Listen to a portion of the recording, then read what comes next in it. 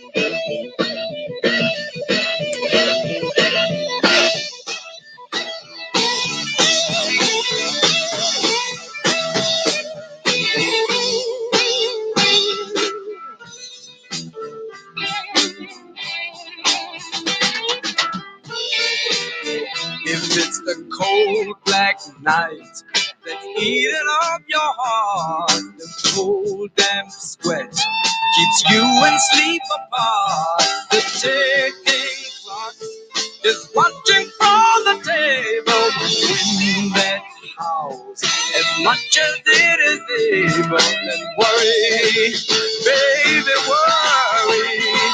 There's a reason for you to. Oh yeah, there's a silent, deadly message in the wind that's meant for you.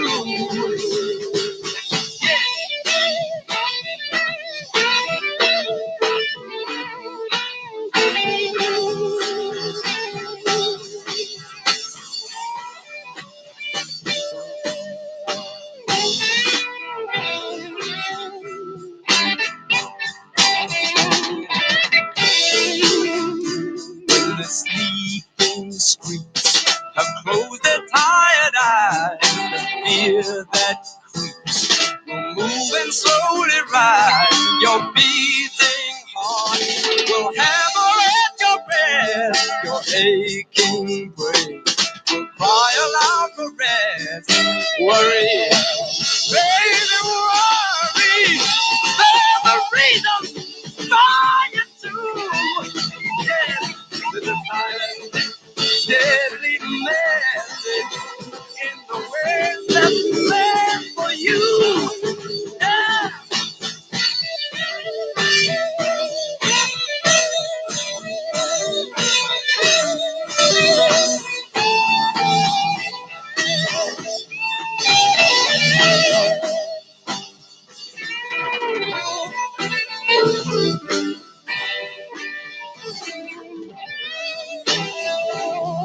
Yo, what's truth? What's happening? Also, Mr. D there, what's going down?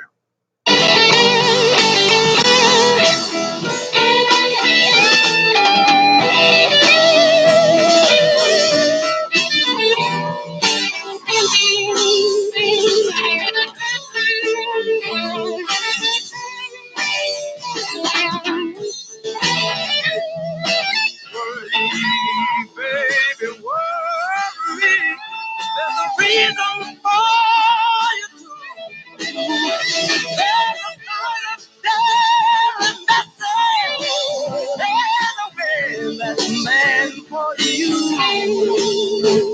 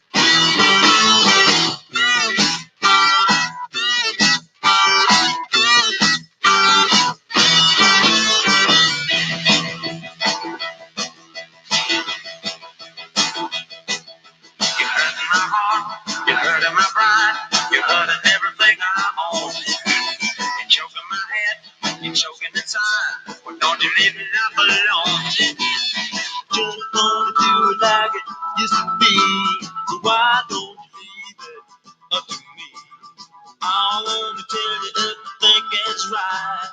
Baby, won't you do it right?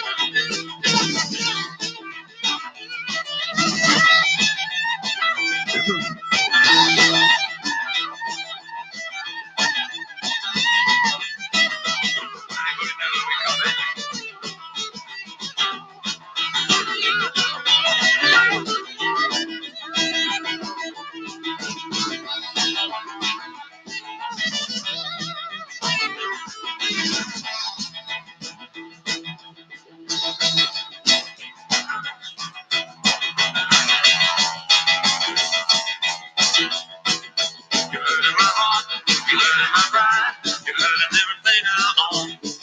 You're choking my hand, you're choking inside, but don't you leave me left alone.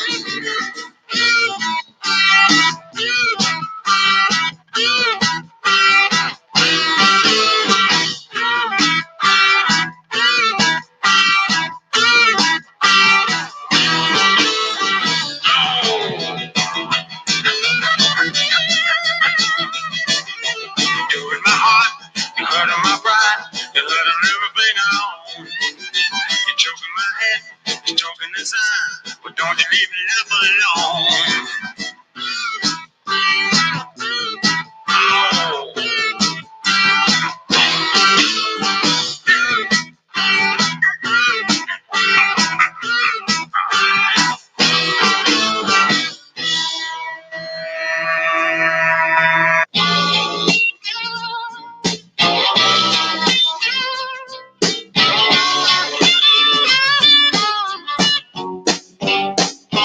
Now if I were a bricklayer, I wouldn't build just anything. And if I were a ball player, I wouldn't play no second string.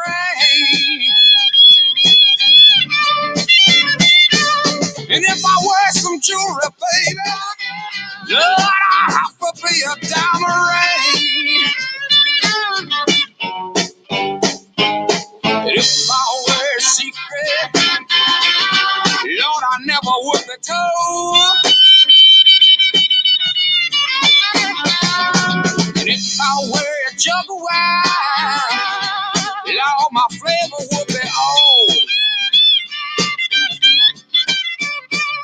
I can be most anything, but it got to be 24 karat solid gold. If I were a gambler, you know I'd never lose. If I were a guitar player, Lord, I have to play the blues.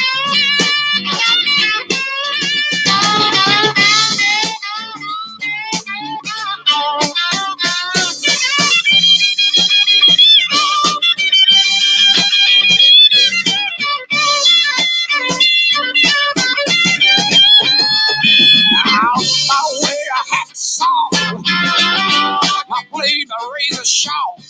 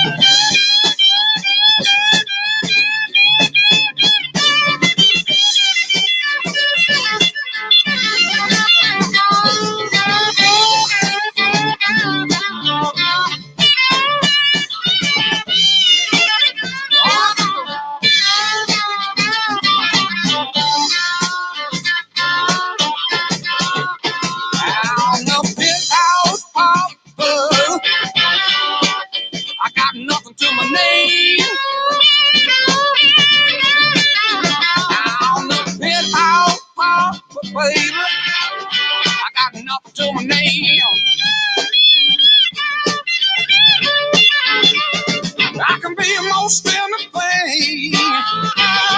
When you got nothing, it's all the same.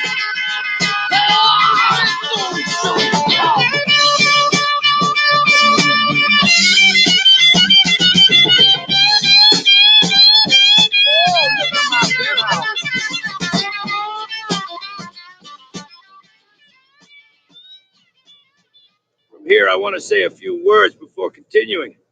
To the late Alvin Lee, killed by the Spanish regime not many years ago.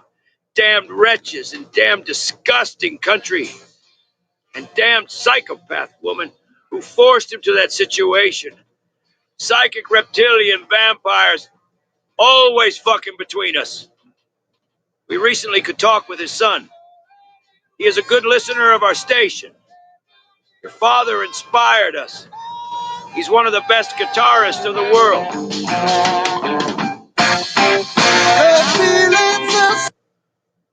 We'll get back to that.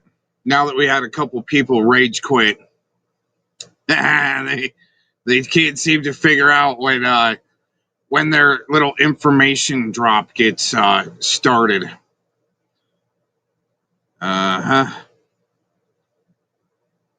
Well, thanks for tuning in, a few of you that's there to check this out.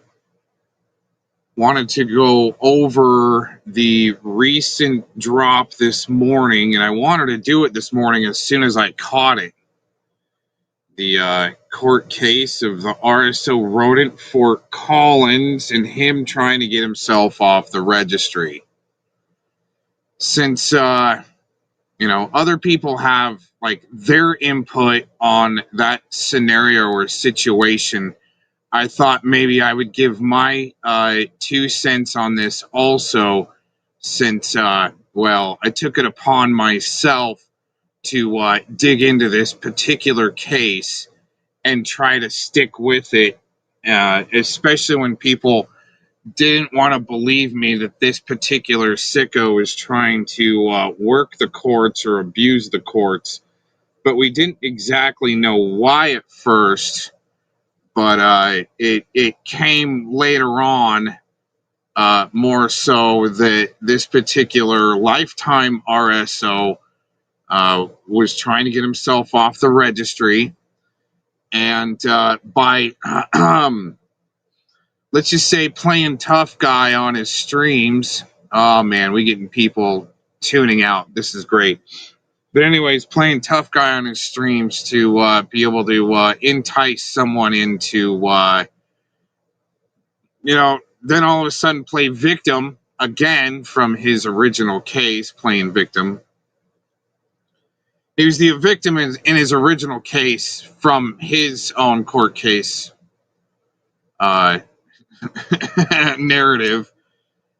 But interestingly enough, we've seen it plenty of times, especially like with Predward, trying to be this internet star, suck people in. All of a sudden, you're a sicko, been lying about your case, and but then you can use the harassment thereof that ensues from trying to be a public figure and people finding out, and then try to use that as your victimhood to get off the registry.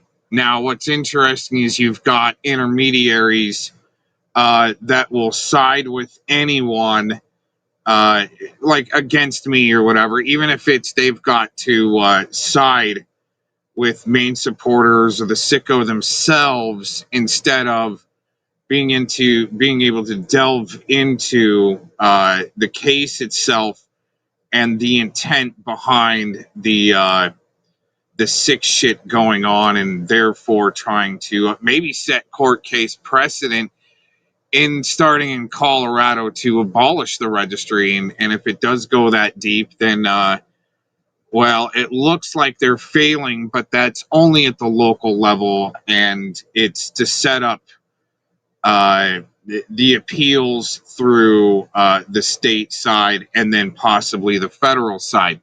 But they definitely need their little weaponizers like Felomon and Glazendine and Spamdria and NTF. They need their, it seems as though like these puppy mills that have loud mouths to weaponize certain sickos to be there for some reason.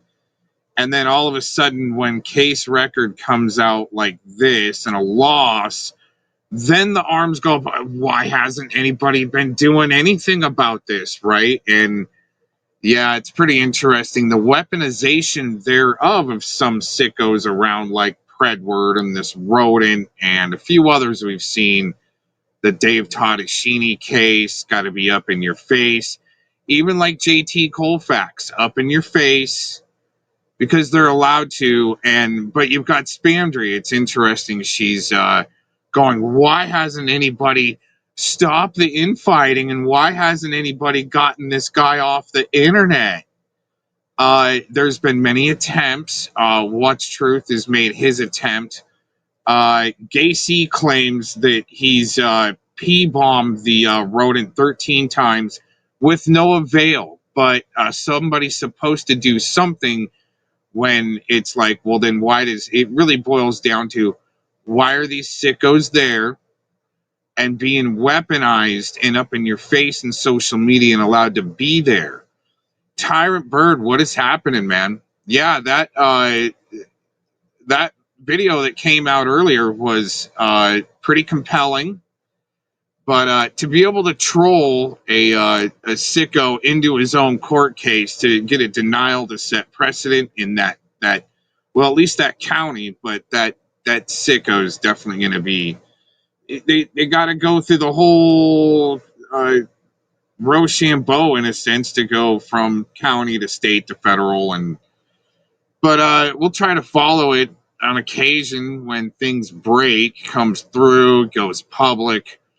But in the meantime, you've got people that need to weaponize these sickos almost like it's a program. But you've got these blowhards that all of a sudden are there to weaponize a sicko, but definitely don't want to like run towards the fire like Bird here, okay? If it wasn't for Bird running towards the fire and helping troll the sicko into his own freaking court case and judges getting canned and shit like that. I mean, oh, man, right? I just cannot believe people it's going to take a while for people to catch up.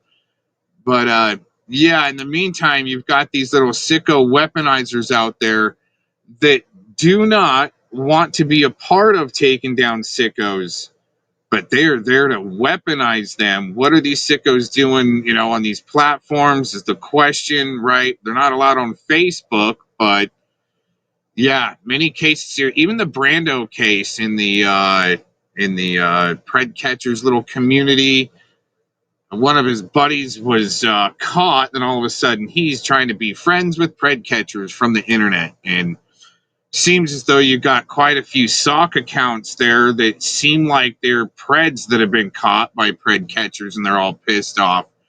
Then you've got the Ped weaponizers that want nothing to do with trying to take down Peds and drug dealers like fentanyl dealers to help with the fentanyl crisis. But man, are they there to weaponize a sicko? Like right here, this guy. You're going to be putting a lot of lies in there, dude. So No. I mean, the shit about her is all, it's going to be 100% what she said and the people. Why? They're trying to get her shut down and fucked with? This is not involving you, Aaron. This is like... No, but come on, dude. See, you're talking about respect for women. Philemon right there, if you know the history, he definitely likes to target single moms and clump up with anybody that is, well, it seems as though that would work a sicko to be able to determine whether or not they are a threat, a true threat, especially when that sicko wants to live close to schools. Holy shit. But yeah, you've got this blowhard here. This guy kind of reminds me, no wonder they're all together there, Mr. D, is another community blowhardio in for the long haul. Definitely Spamgula G isn't going to like put him on blast for his some of his actions. Why are these guys not jumping into action, especially when we have a second case on Predward? But let's get into the case review soon here after we hear this clip on what released today on the RSO Rodent out of Fort Collins, man. This is some deep shit. Here we go. Man. And I'm not telling you not to do it. I'm not telling you not to do it. I'm just busting your balls if you want to do it. Because, I mean, to keep it going and have your roast stream come out next year or whatever, and you're keeping it going and you're keeping it going. It's coming out in a couple of days, and it's going to get over with. I mean, it's not going to get it over with. It's going to make it really bad because it's going to be lies. No, it's not lies, man. It's everything that it's not all lies. It's not lies, dude. man. I'm telling you, man. What you guys are working on, I wish everybody just pushed through and worry about trying to get fucking human traffickers put in jail. Fucking fentanyl. That, man. Yeah. Man, is he chipper to weaponize a sicko, but not even mention a judge getting canned? What the fuck, man? Nah, he's all up on that front line trying to shut down people that want to put the sicko rodent on blast. These pieces of shit, man. And I mean, I've tried to do my part and release the footage of that sicko rodent wielding a weapon on his stream. The court case, some of the court case. I mean, what's interesting is when we start reviewing this footage coming up, we only have audio, is that there's parts in here that, see, Predward, when he was waving the white flag trying to get me to talk to him and make a deal with him right before we knew what he was, of course they're always trying to get a hold of me, right? For some reason, right? But anyways, you'll hear in the court case record here that there was a point here. There was another point here. Well, maybe we just need to go over to it. Let's get into it, and I'm sure I'll remember. I had the point. The way he's trying to argue and get himself off the registry here. The attempt. Yeah. Yeah, they're trying to say they're going to take you down there, JD. Okay. That still opens us up. He's just trying to get going here. He's got his little state actor uniform on, his little beta ponytail. Thank you. No worries. This RSO is definitely more. Oh, my point. My point. I remember I brought up Predward waving the white flag. He gave me the assumption that he could unseal certain records in this case. And I think they go over some of that record in the proceedings here. And that's what even enticed me to even want to have a conversation with Mr. Predward, like they said, after he comes waving the white flag, right? But it's interesting how Predward couldn't open up some sealed record to try to figure out a little more what was going on with this RSO rodent in Fort Collins. And it just showed me what a blowhard, another blowhard, just like Felomon, not willing to help, right? Human trafficking. And let's go back a little bit.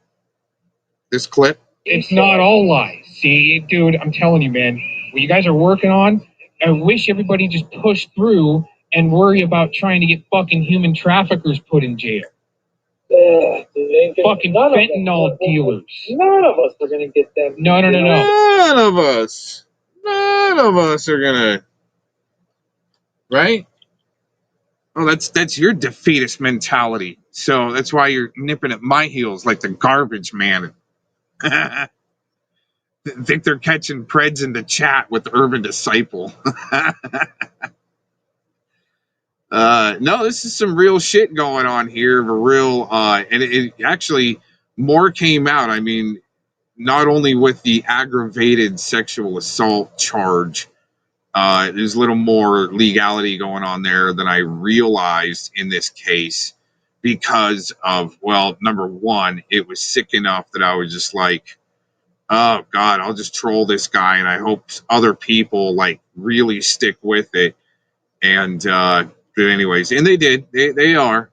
And then all of a sudden, it's interesting how you see the weaponizers pop up and have to associate, even though they're not interested in helping. But what are they? What are you guys really doing there? What's your, what's your true intent? You're not obviously there to put, this rodent piece of shit and others on blast. But the people that do, like when he was flashing weapons on his stream, I'm getting it clipped, calling CBI. What do you do in this scenario? Put the numbers in the description box, and that's all you really can do until you get threatened to be sued. These chomos aren't, threatened to sue, other people besides Bird and myself, and JD's being threatened to be sued. CPP's been threatened to be sued.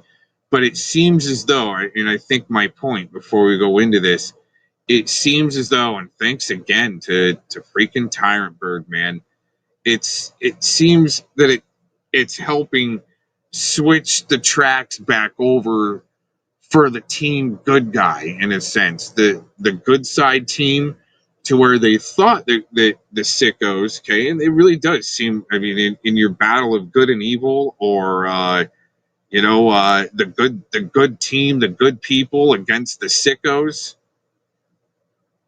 27 minutes long. Yeah, I could probably end out with it. I'll review it while we're going here. So anyways, in like the battle of, let's say, the Peds versus the people that are against the Peds, right?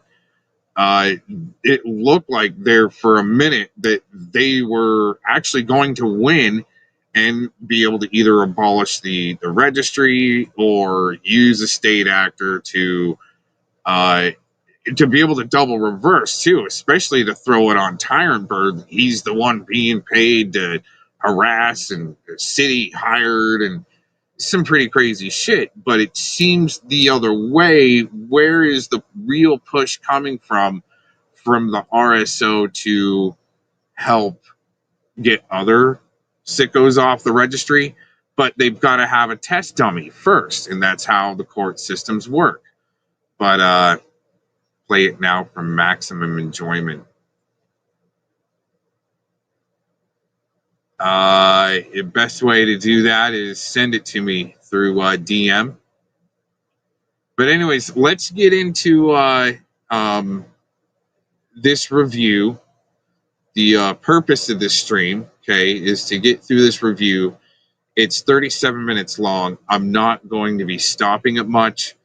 It's a little more, before I get going too, there's a little more detail, because obviously this RSO is just a straight up fucking liar and was trying to lie to people to grift, and in my opinion, that's the way it looked, is one big grift. Well, no, not even in my opinion.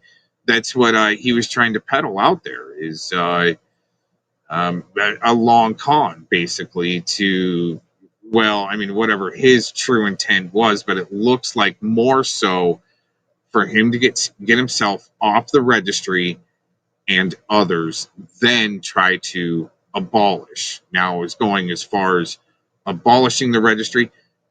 It seems as though from here, and at the end, he even states, I'm going to take it to state, take it to federal, whatever he's got to do. But the thing is, he states in here that he believes he was the victim of the crime, not the other way around. And I mean, holy shit, man.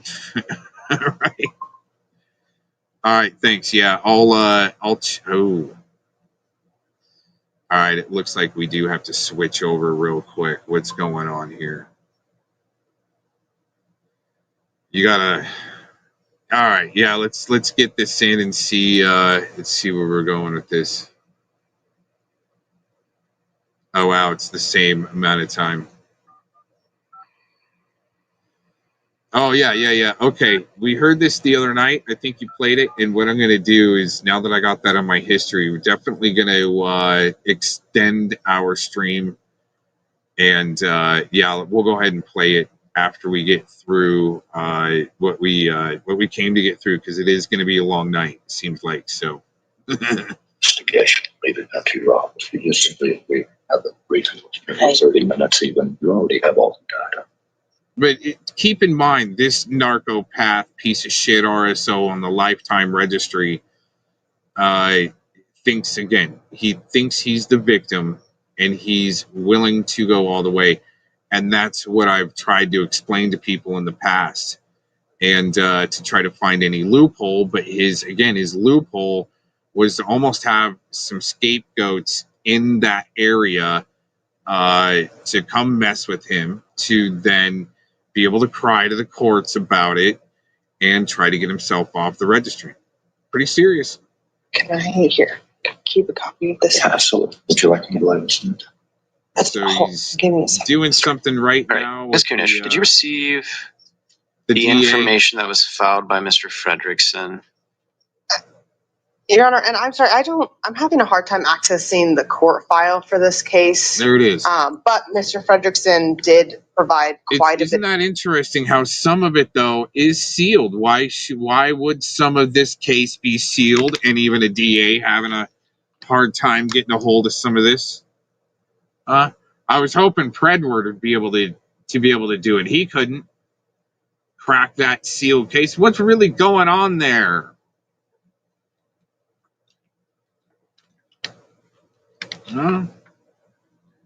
Is it military grade, but not military sponsored, or what's going on there, huh? Is it sponsored through the Army? Because they've, the Rodent was in the Army. I don't know if he got booted for malingering or not. I mean, I'm sure somebody else would come up with whatever that is, right? Or happened there.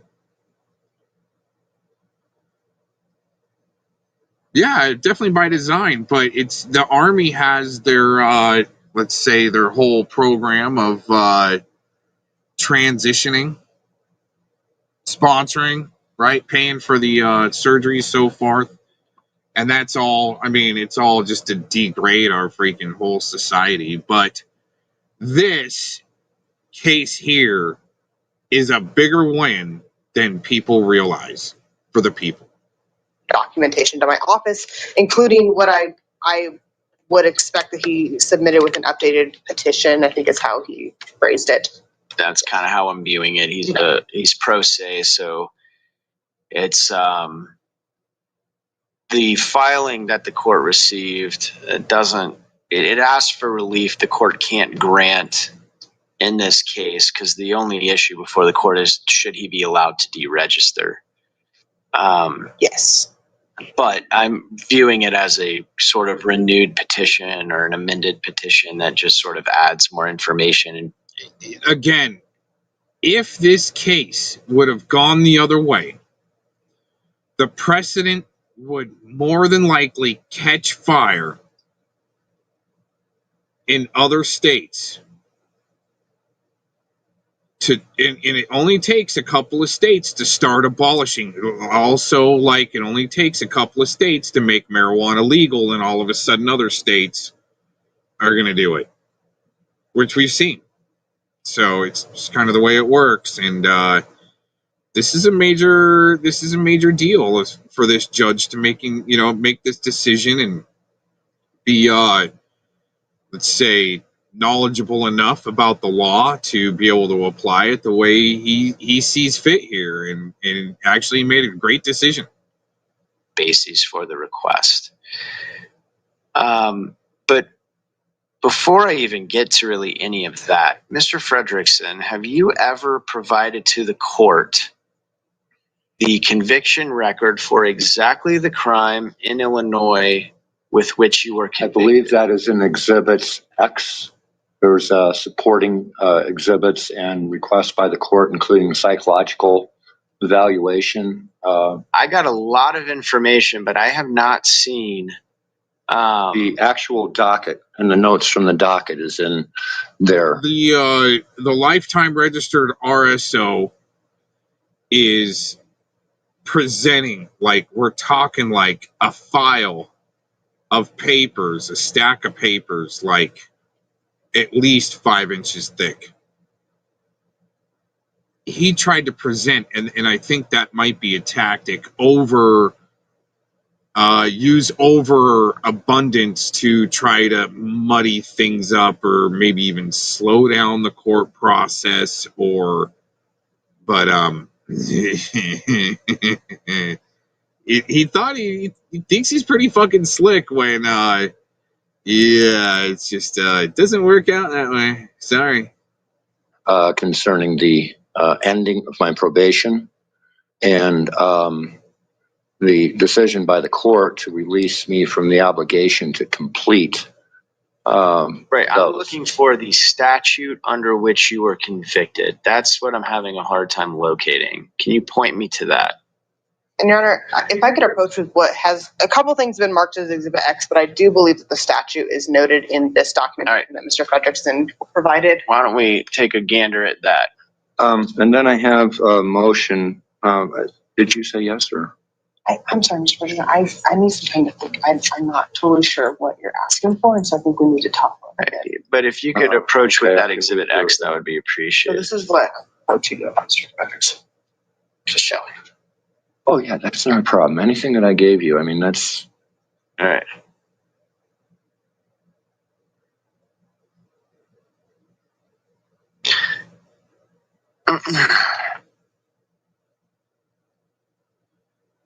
something to note that I found out is a little bit unusual. Is Illinois is a one crime, one charge state, so there was actually 3 counts, but I don't know under which of the 3 counts they found it. So. All right. So, but you pled to one of these. Yes, sir. So count 1, aggravated criminal sexual abuse. The defendant knowingly committed an act of sexual penetration on JW, who was at least 13 but under 17, and that the defendant placed his penis in the vagina of JW, and the defendant was at least 5 years older than JW. Okay. Then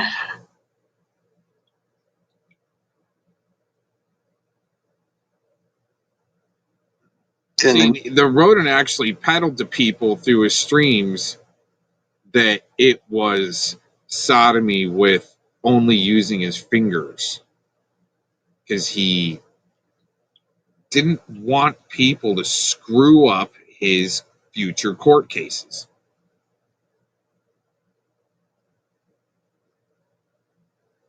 But yet he was still looking for almost what he would consider patsies to harass him. What he calls harassment. What he calls harassment, the judge disagrees. next page shows count 1 again. It's kind of an interesting. So then count 2. It was confusing at the time too, Your Honor, because again, it's a 1 count state. So I don't know how that's talliated. Well, then count 2 says defendant knowingly committed an act of sexual penetration with JW, who was at least 13 but under 17, and that the defendant placed his mouth 5 years older. Okay. Then count 3. Defendant knowingly committed an act of sexual penetration who was 13, at least 13, but under 17. So the way I read that statute is the victim here was at least 13, but no older than 16. And the defendant placed his finger, the victim, and the defendant was at least 5 years older. All right. And you were convicted of one of those, is that correct? Yes, Your Honor. I believe that's correct. Again, a 1 act, 1 crime state. And then this says you were convicted. So the probation order says convicted of the offense of aggravated criminal sexual abuse, of which all 3 of these counts are actually named that in violation of, and then it's really hard to read, 7-2 something. It'd be 720, I believe, or 702. Chapter I 20, could have told you about memory.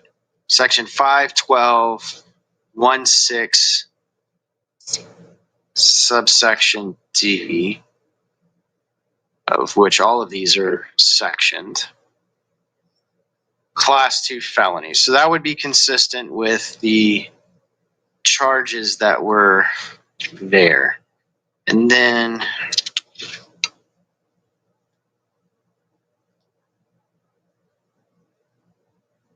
the court would note this Exhibit X was in the file and I reviewed it, but it's in a longer document.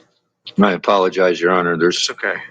The only thing I submitted was things that were supported 3 times. I have a plethora of things that are supported twice. So I was trying to keep it reduced. All right, so on February 24th of 2003, the minute order from the court says, matter comes on for plea. Court finds the defendant's plea is knowing and voluntary to the offense of aggravated criminal sexual. Now, the reason I just went through that whole process, Ms. Kunish, is because if you go to Title 16, 1622, 113. I want to add in something there, because by the end of this, the outcome also it gives, let's say, a barometer of what constitutes harassment versus awareness. And with awareness, this RSO is going to feel harassed when there's awareness, but he's trying to use it again to either abolish the registry or get himself and others off the registry to try to set precedent. But I think the outcome weighs more on you're going to have to deal with the harassment. You did the crime. It's so interesting how the judge in this dismisses him, the RSO, trying to put himself in the seat of being the victim in this case. It's how he deals with it's pretty. Seems like this is a pretty good judge again. Well, even though there's really no good judges under this rule of law, which some people might think is a facade, but it's still the only system in place. So it's like you want to see wins for the good side. Okay. This is definitely a good win for the good side. That is the statute that goes through petitions for removal from sex offender registry. Subsection 3, which is the very end of the statute, says the following persons are not eligible for relief pursuant to this section, but are subject to the remainder of their natural lives to the registration requirements specified in Article 22, or to the comparable requirements of any other jurisdiction in which they may reside. And subsection B, Roman numeral 1 and 2, states any person who is convicted as an adult of sexual assault in violation of 183402, and you can stop there. And then sexual assault on a child in violation of 183405. Those two statutes, so 183402, sexual assault, subsection 1, D and E, any actor who knowingly inflicts sexual intrusion or sexual penetration on the victim commits sexual assault if, at the time of the commission of the act, the victim is less than 15 and the actor is at least 4 years older than the victim and is not the spouse of the victim, or at the time of the commission of the act, the victim is at least 15 years of age, but less than 17 years of age, and the actor is at least 10 years older than the victim and is not the spouse of the victim. Given that, do you believe Mr. Fredrickson is even eligible to deregister? I do not, Your Honor.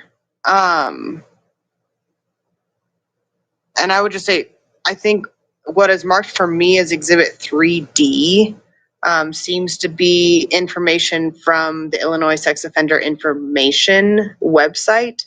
It's a little bit hard to read what the actual website is, but it does look like it's a .il.us thing that says the victim was 16 years of age and the offender was 38. So I believe that is the closest thing to information I have about the actual the Illinois statute versus the Colorado statute, where I think we do fall into that over 15, but more than a 10-year age difference. Because the our two statutes would overlap Yes. that other statute. So what's interesting with the victim in this case, well, more than interesting, there's a correlation. For some reason, there were sealed files that even this prosecutor or DA couldn't access, and even the judge now? Is that what I'm gathering? Interesting, because that would be done from the court side in Illinois, but also the silencing of the victim. And I think, and it doesn't come up in here of the victim being deceased and the way she was unalived, very nefariously. But there you go. You've got kind of a pattern there of the sealed records and now a victim that can't talk, which, I mean, and again, both the RSO and I believe there was some police corruption there on utilizing the victim somehow from the police side, and that's why there may have been some sealed records and the victim was unalived nefariously. So this is more than just again, just kind of like a run-of-the-mill pred catch to where somebody's getting a pred, like Tommy, CPP Tommy is such a good example in many cases in things, but to have somebody meet up from Facebook,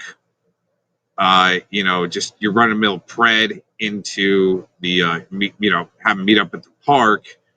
For some reason, even like JT Colfax, right up in your face, like Predward was, many others, Porter Farmer's buddy, Black National Freedom Fighter, another Pred, kind of like up in your face, up in the mix. And it just seems more than what's going on the surface. But again, we've got kind of a correlation, okay? You've got sealed records that might help the Rodent's case because of the use of maybe a confidential informant. And that's, to me, it's a little bit more than just a maybe, but still, law enforcement and the RSO both abusing the victim. But you'll hear Mr. Fredrickson in here talk about how he's the victim. And so anyways, yeah, police corruption corrupts all. And yeah, this is just a sticky, gnarly, nasty case that almost as egregious because of some of the actions, almost as egregious as the News Now Houston case that a lot of people were helping cover for, like, again, with Gacy. Okay, it's interesting how they might have to help weaponize the PED, but with Gacy, he ran from the PED, didn't go in on him once he figured out. And this could have been a few cases like Eric Shilkerson, Scotty Cuccarati. These guys ran from Mark Connors, that state actor sicko, had been on the news, high profile sicko. No one knows he's a sicko, but a sicko infiltrating for some reason after not ending up on the registry. Another sweet plea deal in a sense, like Predward got, to infiltrate up into groups, movements, so forth. Even like Dave Tottashini up in the Patriot community. So you see him inserted in, and I think my main argument with that is that's an awful waste of taxpayer dollars to be possibly lining the pockets of sickos, murderers, rapists, and to infiltrate up into communities and movements. And gross, egregious waste of taxpayer dollars to do that, to use people like that. And that's what it looks like. You gotta excuse me, you gotta look at the writings of Trevor Aronson again. He's a writer for Mother Jones magazine and The Intercept, where he exposes a couple of really good cases in his writings, but I think the main one is where he was following the story and even tried to, on the ground in Denver, trying to follow the story of this RSO that was an informant rolling around in town in a hearse filled with weapons, trying to set up activists. And so to use an RSO is not, it's not uncommon. The commoner is going to be like, what? That's a shock to the conscious. And yeah, that's another way I look at it. It's a shock to the conscious to even use these sickos as, to try to abolish the registry. So whatever the incentive is, real incentive and true intent behind the veil or the curtain for this particular RSO in case, there's some incentive there, just like, again, to maybe make a movement look bad. That's why they need to, I'm not paid either, man. I've been paid for what I do, Mr. D. But yeah, like the News Now Houston case where he's, one of the top cop watchers, and all of a sudden people are asking why he can only carry a flintlock pistol, right, in Texas, right? Why can't you carry a regular weapon? You're only able to carry a flintlock there. What's going on? And all of a sudden it comes out and it helps divide that community and so forth. It's pretty serious stuff. But anyways, we got to get back into this or we're just not going to get through. We got probably, looks like 27 minutes left. Yeah. Here, let's go back a little bit. Now, it is a 5-year age difference as opposed to a 10-year age difference. Here, we'll go back. Fender was 38. So I believe that is the closest thing to information I have about the actual the Illinois statute versus the Colorado statute, where I think we do fall into that over 15, but more than a 10-year age difference. Because the R2 statutes would overlap. Yes. That other statute. Yes. Now, it is a 5-year age difference as opposed to a 10-year age difference. Under their statute, but I think that if it was charged in our jurisdiction based on the ages that are represented in this information, it would have been the 10. It would have. And I guess I didn't look if there is a 10-year age difference in Illinois or if they. I'm going to get the issue. Mr. Fredrickson is.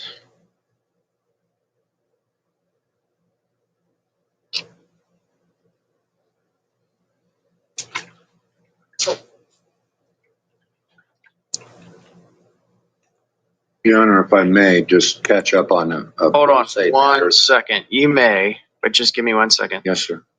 Mr. Fredrickson was born in 1962. Okay, so here we got this blowhard right here. I'm gonna stop it for a second. So Mr. Creeps of YouTube, obviously he's got the YT name in his name because it seems like he's just another Silicon Valley scrub to put out disinformation on targets. It was more like Bird was out auditing and the RSO went to go meet up with him once he saw he was live and had to go be part of the action. Okay, fellow mon, sorry you can't figure that part out. It's like there was another auditor that had an RSO want to go out cop watching for him with him, and the auditor didn't stream was supported.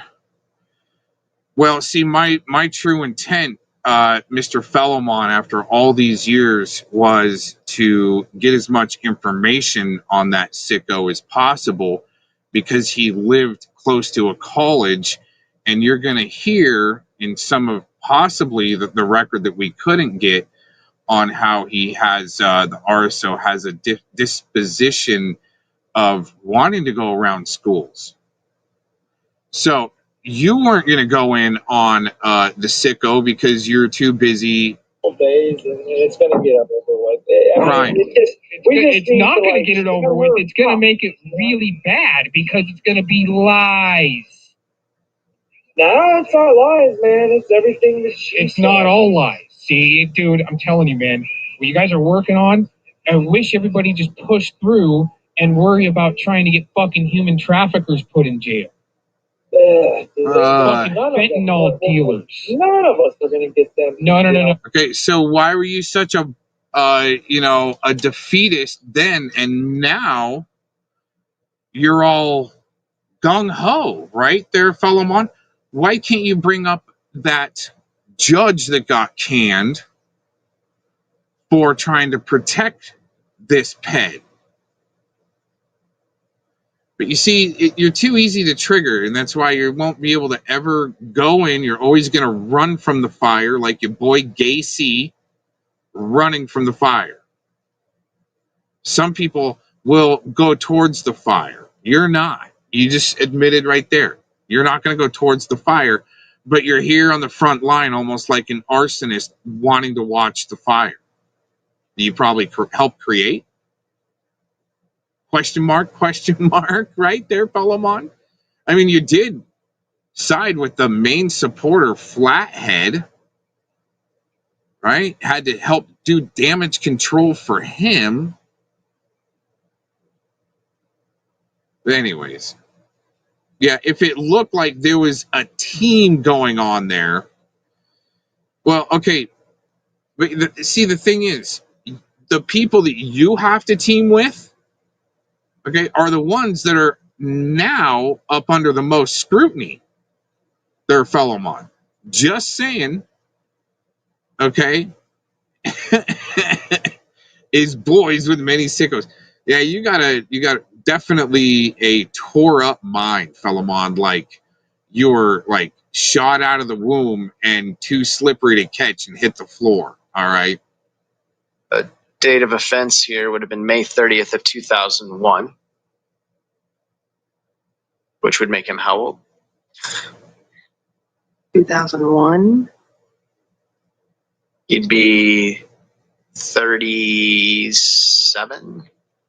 I have 39, and this is saying 38, so with the months. 38, 39. And the victim would have had to have been under the age of 17. Yes. On that date of offense.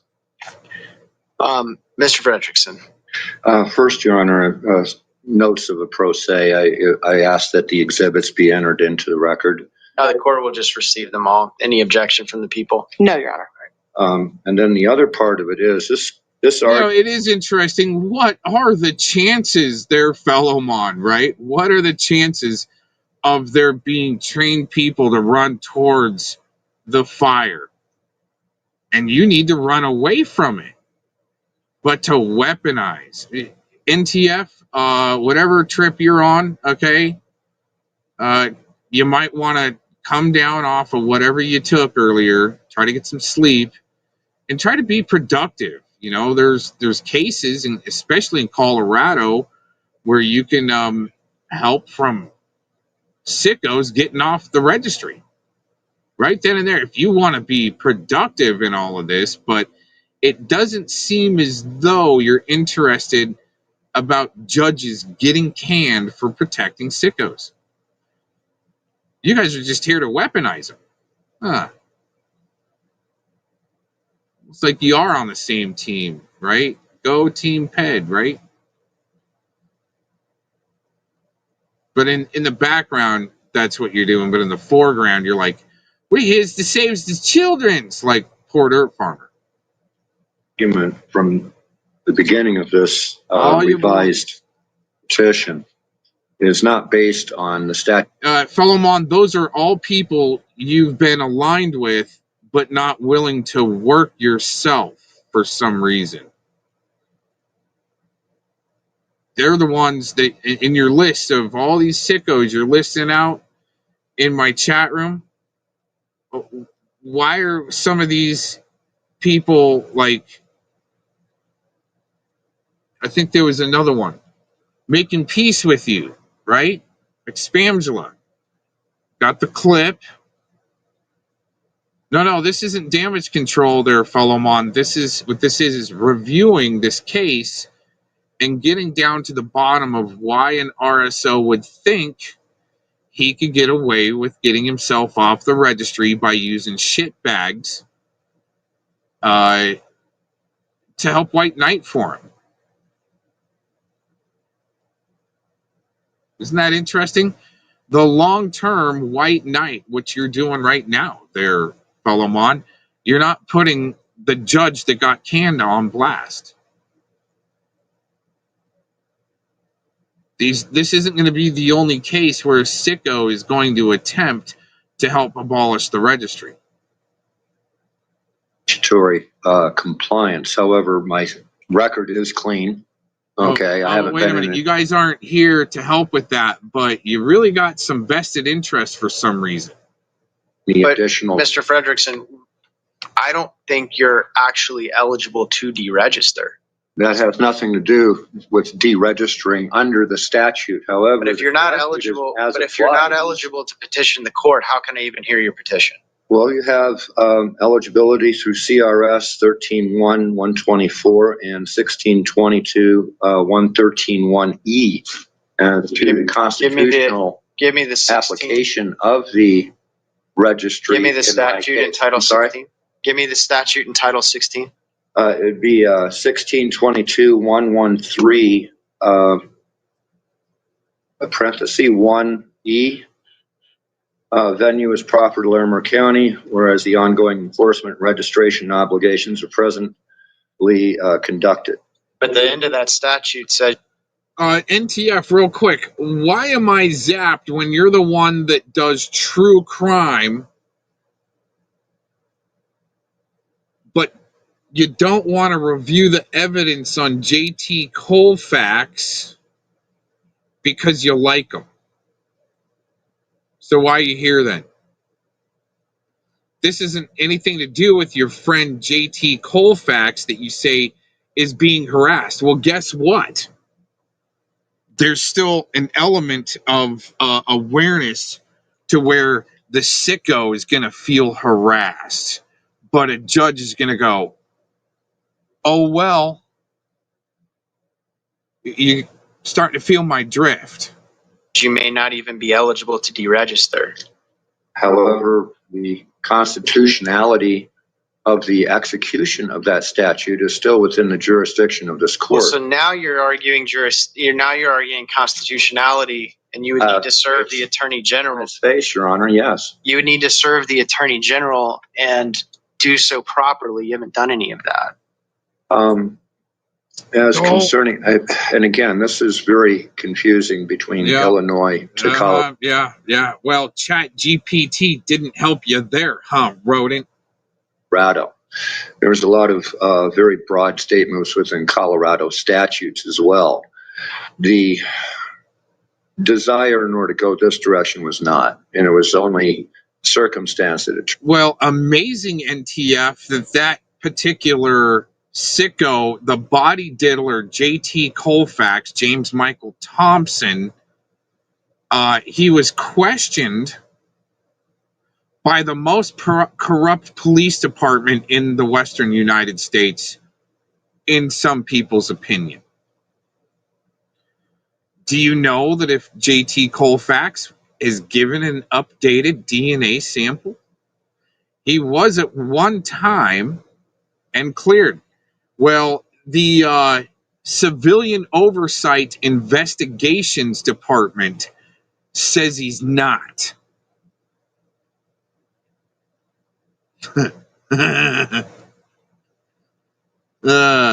He was in BC when John Benet Ramsey was killed. This is why I'm doing this also. What's the evidence on that, NTF? Can you tell me what bits of evidence have been submitted into the case to clear him with that alibi? Was there a bus ticket? Because if there was some type of a bus ticket, somebody's already got early onset of dementia.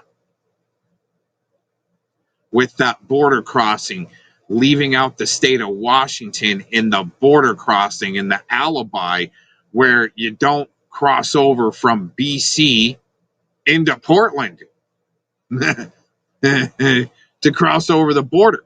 So that's the thing. You're going to get these white knights just like Fellowmon, and you got NTF and you got Glazin that are going to auto hoax for some sickos and weaponize some others, but not really go into the crux of, well, what are they really doing right up in your face?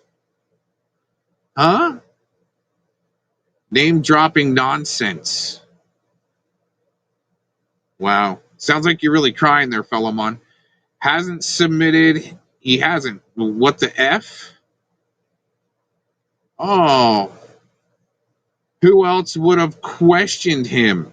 Well, it seems as though, okay, he needs to be questioned again in light of some things coming into fruition, like his handwriting analysis, and maybe update and have an updated DNA sample, because you still aren't answering whether or not he had a DNA sample given. What's up, Truth Hurts? Yeah, he was sure. Yep, JT Colfax sure. And again, with this case, in Colorado. But you see, NTF and Glazin and Jilly and all of these white knights for some fucking weirdos like Predward too, right, are always going to leave out the real serious questions being asked and run around the burning bush with all of this. You're not looking up shit. You can't find this stuff. Where are some of the records of him being interviewed and questioned? That would have been in 1996 and possibly, recorded in 1996. You would think that interview of JT Colfax being questioned would be all over the internet. I haven't seen one bit. There's more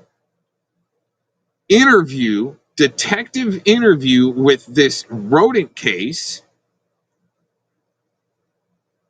than there is with JT Colfax. Isn't that interesting? You would think, NTF, that you would know more in the state of Colorado. You being in the state of Colorado, you would know more about these details being a true crime commentator. Amazing. But you don't. You're not going to look into it because you like the guy. Who told you to like him? Who told JT to tell to say on his stream that certain people are unregistered in the registry, but they're not, and you back them up? Oh yeah, that guy's a ped, right? Why would you back up such a sick body diddling piece of shit? And even to this day, they're NTF. I'm wondering why, and then end up in my chat not able to answer questions, but you think you're zapping people. Just saying. Turned out that it's 18 years instead of 20 that I have achieved. And it's concerning the counseling is concerned. There's documentations here that shows interference with counseling. There's a response from the opposing counsel in a lawsuit that was pertained to a detective, Landeros. Which I've read in its entirety. Okay, Landeros admitted to having fudged the registration, resulting in 30 months that I had to spend in jail that was completely not necessary. And that matter is still on record and not been corrected in Illinois. So the Illinois records cannot be depended on. The statute would then refer to Colorado, where I am residing currently, as a geographic location. I can show to the court here today, based on the constitutional aspect and the authority of this court, that this has from very day one been systemically hampered. And that goes to the very first registration. I believe it was Exhibit 1A, I believe. Yes, A1. It shows here that I was registered to the internet as under 13. And this wasn't discovered for several months. I was under that thing. I remember vividly with the interruption of the lieutenant in order to take over the computer entry of that, because I was in the same room, and the officer that was originally doing that giving me eyes that there was something wrong, but it never dawned on me. I was in this. In interrogation skill, just an FYI, when there's holes in the story that are either minutes long or hours long or days long, right? They can't formulate a even flow story. There's always going to be holes in it, which is interesting. Little interrogation tactic, tip and trick. State of shock mostly through that event.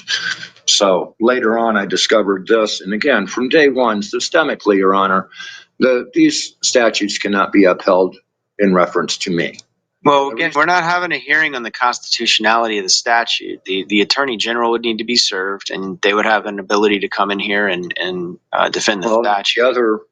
The other side of this would be the fact that showing as much as I have here, okay, failure of the system multiply. And then on top of it, we have two gentlemen being hired by Larimer County in order to come out and harass me during a federal lawsuit. Two gentlemen hired by Larimer County to come and harass him. Isn't that interesting? Always, I'm being harassed, I'm the victim here. But somebody paid by the county, two gentlemen. But interestingly enough, how the decision goes on what level of harassment is basically allowed when it's has to do with public awareness that a registered sex offenders, roaming around the grocery store in public. What is the line? Well, this judge is helping determine that line of what is harassment and what is awareness. I believe that's what we're determining here. I can see escalating it. I've considered escalating it, and I've considered. Well, when you're referring to Mr. We're going to go back. As much as I have here. Oh my okay. Gosh. Failure of the system multiply. And then on top of it, we have two gentlemen being hired by Larimer County in order to come out and harass me during a federal lawsuit. I can see escalating it. I've considered escalating it, and I've considered. And you're referring to Mr. Thayer and Mr. Archbell? Yes, sir. I mean, they've been named in this. They admitted to actually being paid by the county. Okay. And that's extraordinary to me. I feel that my life is in threat. What proof do you have of that? Their own words, Your Honor. And it's in video V8. I've watched the videos. So the problem that I have is if the county has money in order to pay somebody in order. The judge did good. It's okay. Keep hanging yourself there, Rodent. Instead of interjecting, the judge just kind of shook his head. Okay, is that real credible? Are they trolling? I don't know. I mean, what is the proof there? And I think you should. So there should be, here you go for pred catchers, so forth, right? Is should be able to contract through the city to do compliance checks in a sense, or somebody that's on the registry. I mean, there should be a little bit level of a integrity test to where you can contract through the city to decoy a certain registered offender to do a compliance check. Like, well, I mean, first of all, get them off social media, get them off FM radio, get them off TV, get them off of commentating your news, AM radio, ham radio, CB radio. The only internet access they have is email with their probation officer and a once a month video call with the probation officer. Don't even let them come out of their flipping house to be able to walk or go to the probation office. Seriously, that's just the way I feel about it.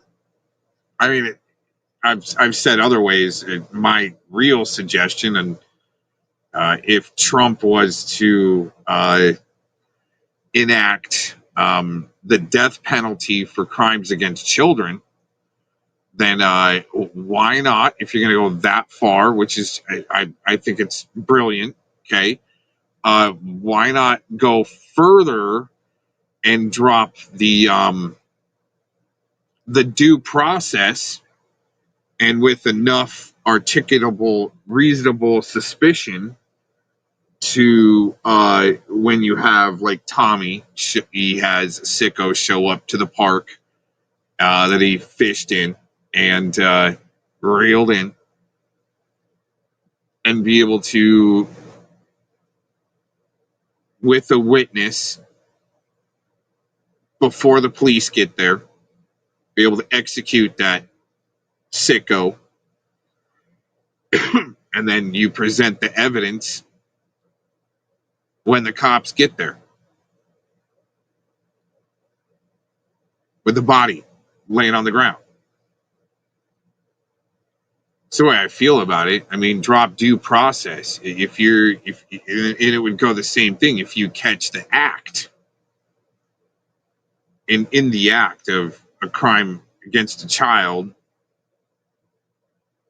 then be able to have almost an immunity. It would be an immunity of prosecution, being able to prove it with a witness. Anyway, because obviously the witness would be the victim also. I mean, anyway. To harass me. Well, unfortunately, we live in Colorado. So the problem that I have is if the county has money in order to pay somebody in order to harass me, well, and I would say the county would call it a compliance check, or help raise awareness, public awareness of an RSO in the area, especially if you catch them hanging around the college, or maybe living behind an elementary school in an auto body shop. That happened. So I think it would be a good use of taxpayer dollars to have integrity tests, compliance checks, a decoy.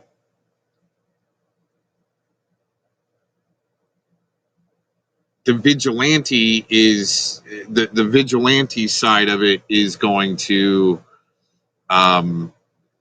well, they're going to cry about it, number one, but how far is too far? But this judge also, if you guys didn't know, there was also weapons involved with this case. Still, First Amendment, Second Amendment, backing up your First Amendment with your Second Amendment.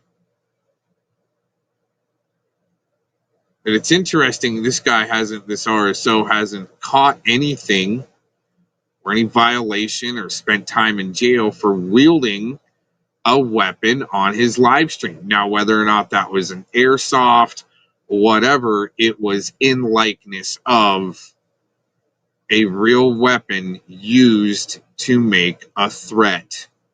And if you look at the live streams as being in the public sphere of things, then, well, anyway, I think you know what I'm saying.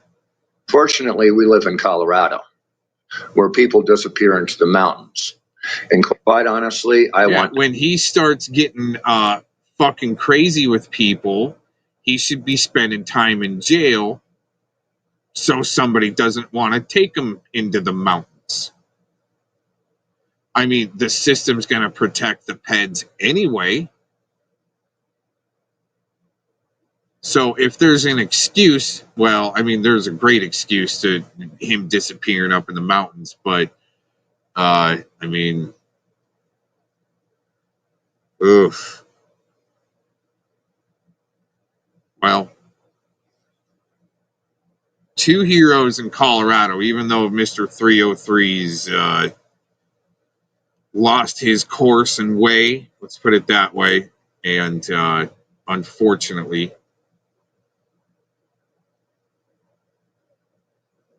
at least there were two in Colorado that pushed the fucking envelope on this fucker. out. My life is in danger. I have the order of protection in order to show that it is a credible threat.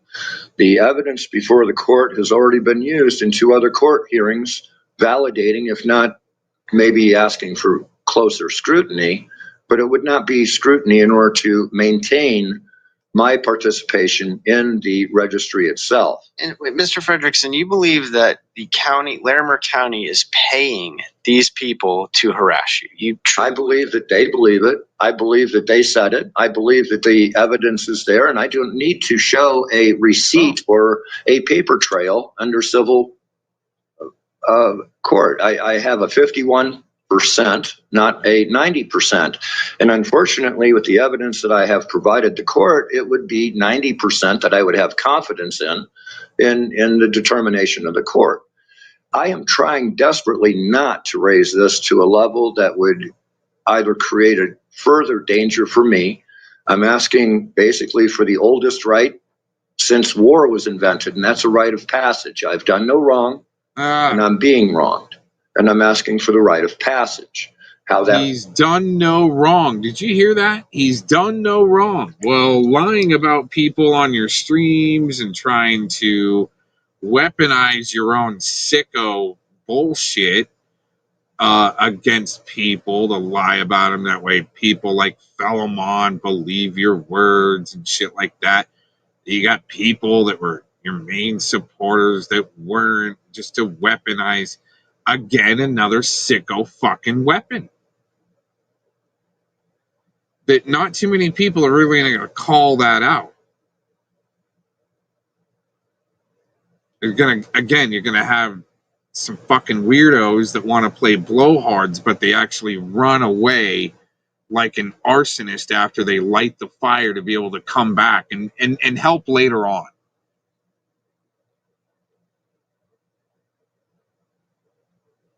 Yeah. Man. You slimy fucking bastards. Relates to Colorado doctrine or rule or law, I do believe that this court would have that authority in order to make that determination. Pro se, I may have titled some of this improperly. My desire in order to keep this internal and allow these systemic errors to be corrected by the people that are most qualified in order to make those determinations without outside interference or federal interference is related in this motion that I have here. I did not fully develop the strategy in order to keep this as low level as possible, and I included the request for a public investigation as to the interaction between Robert Thayer, David Archibald, in relation to me.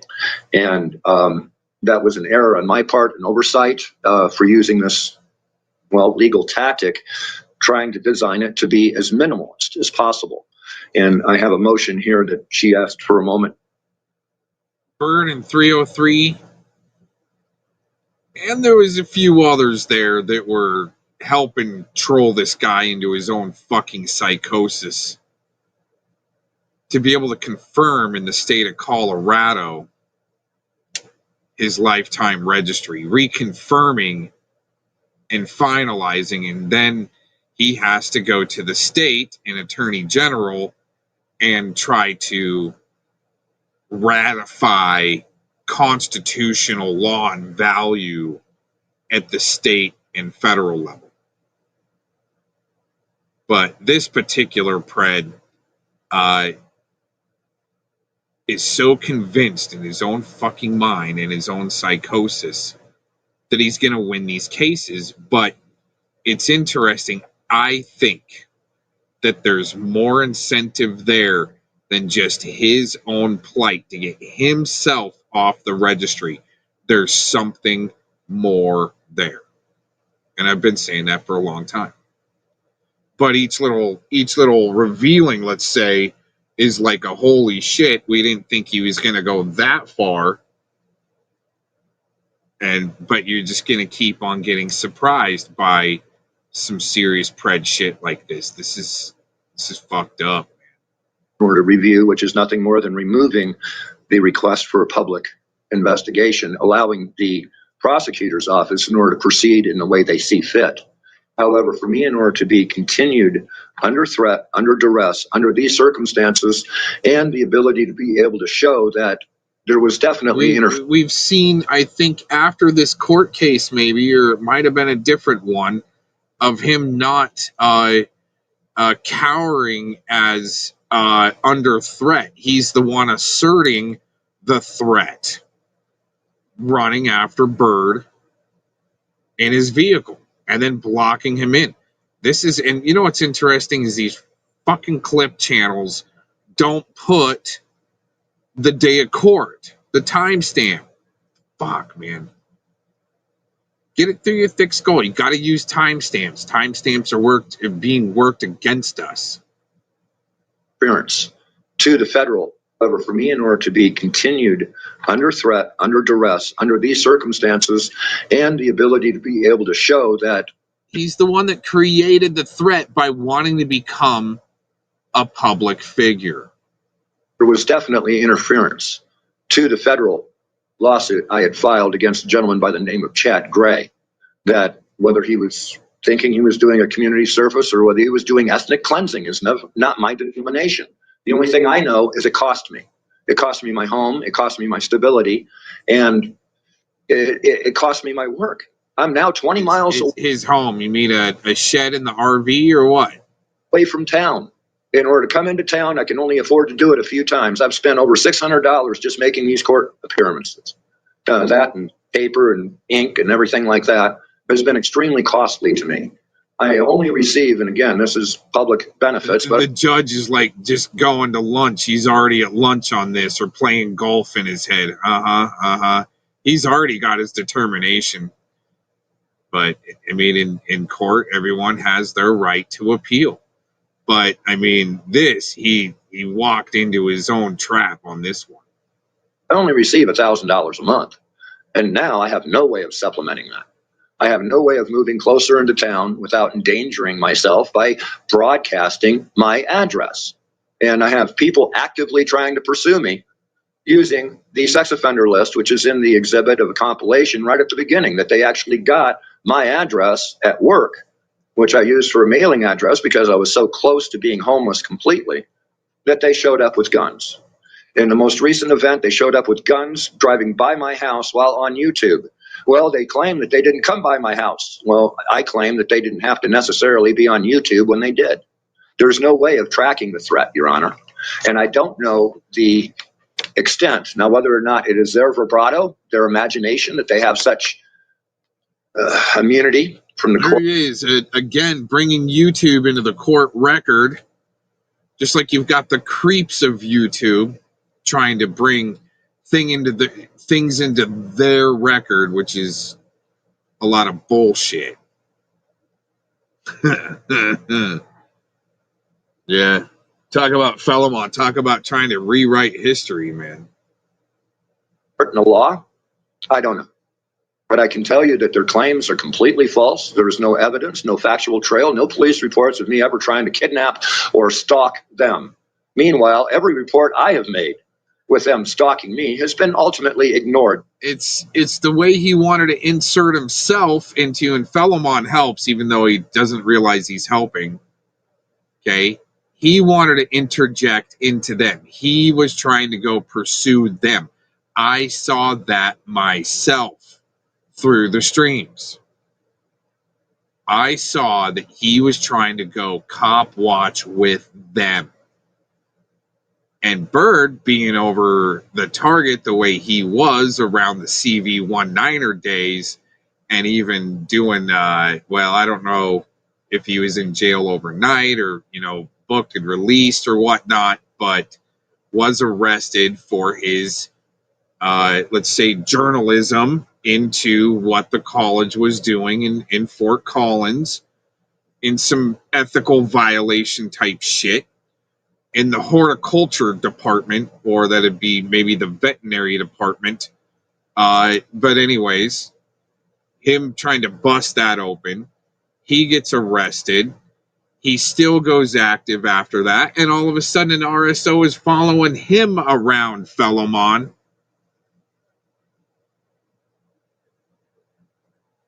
By the county and by the city, Fort Collins.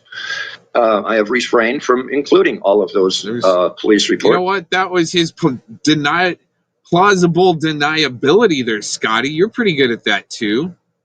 Scotty Cuccarati, harassing people, but always has some type of plausible deniability. Since they want to call it harassment, what would you call their nefarious actions? Stealth harassment, targeted harassment. They tell you to, hey, they kind of hint, hey, you should just go away. And then all of a sudden he's trying to film your kids. It's not going to talk about that.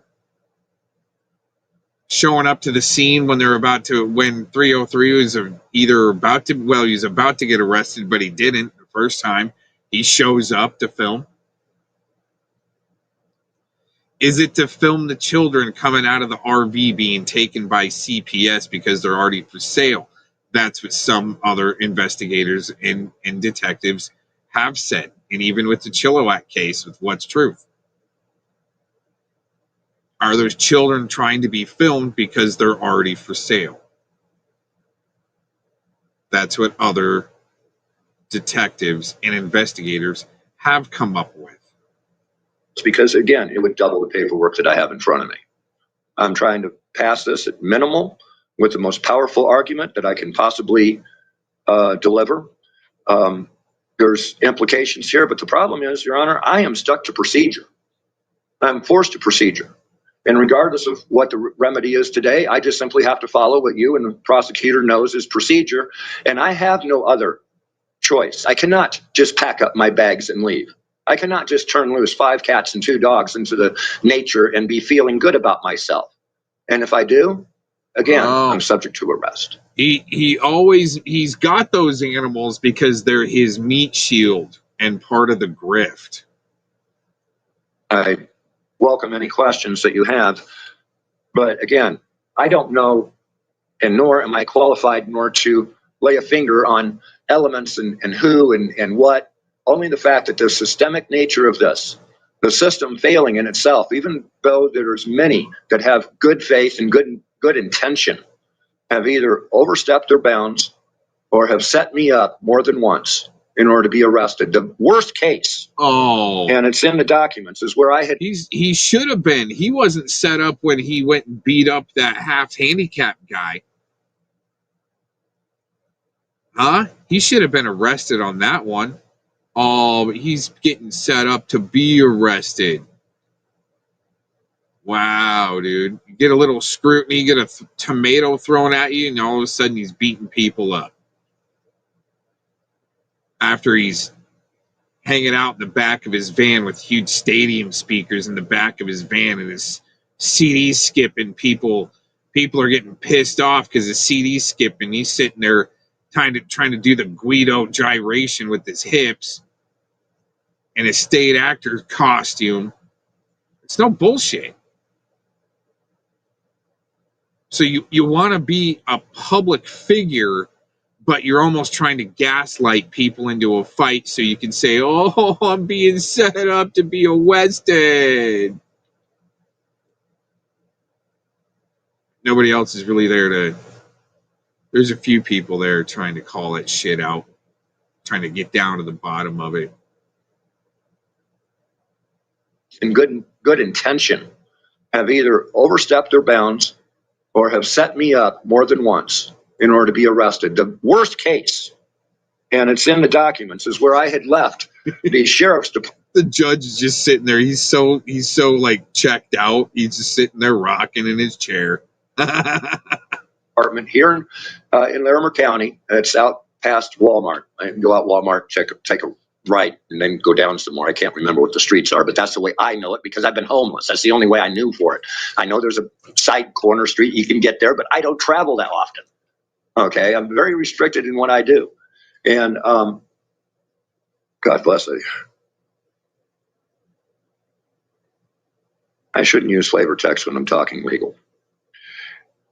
Your Honor, I have been diligent. I have been falsely accused. That's what I was going for.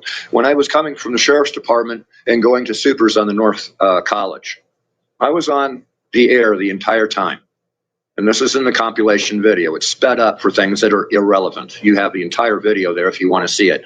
And question, did I threaten anybody? No. I gave conditional statements. If someone sat there and pulled a gun on me or there was violence, I was going to be the victor.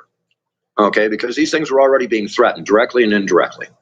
And I was on the air from the time of leaving the sheriff's department attempting to make a report of the previous assault at Supers and at Copaco's Honey.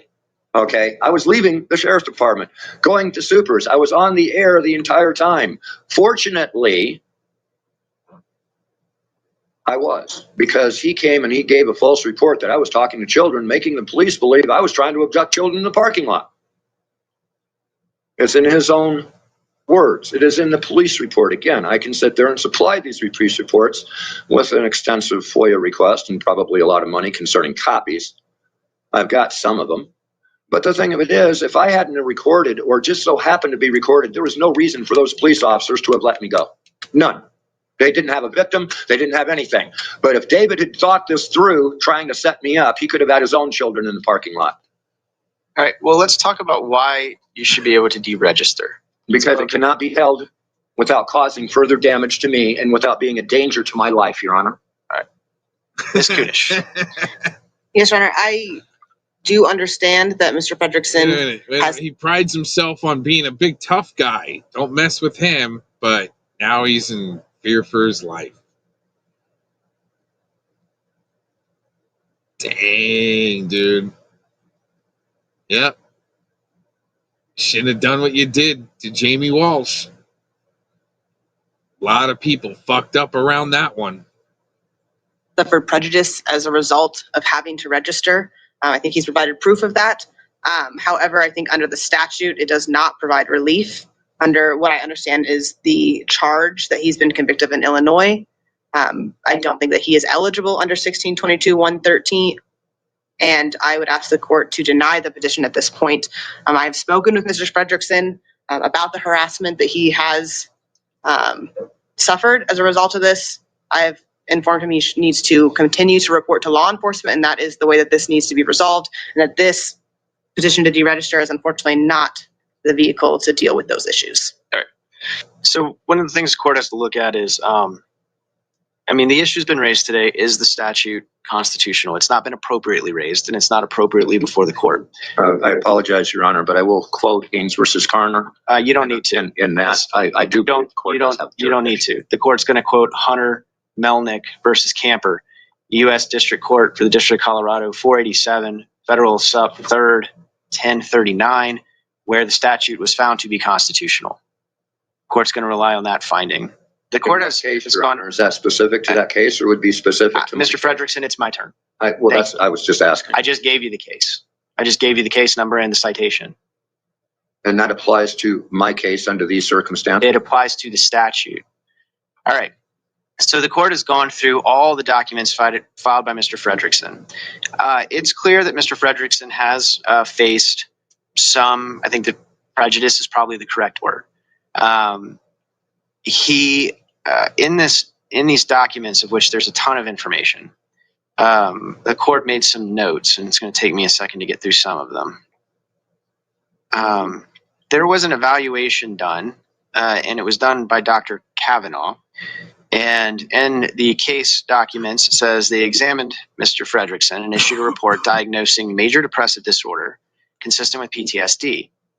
The report further concluded that he suffers from chronic threat perception, somatic complaints triggered by remainders of registry interference, and a long-term occupational, social, and psychological dysfunction. And that was found by Dr. Kavanaugh. Now, interestingly, in this document, it goes on to talk about some other findings.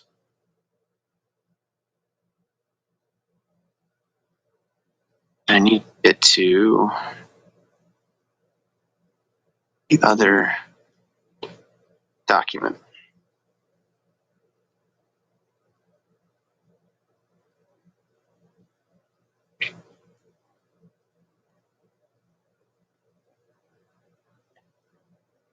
And again, these are multiple 100-page documents. And in the other cases involving the police officer from Illinois,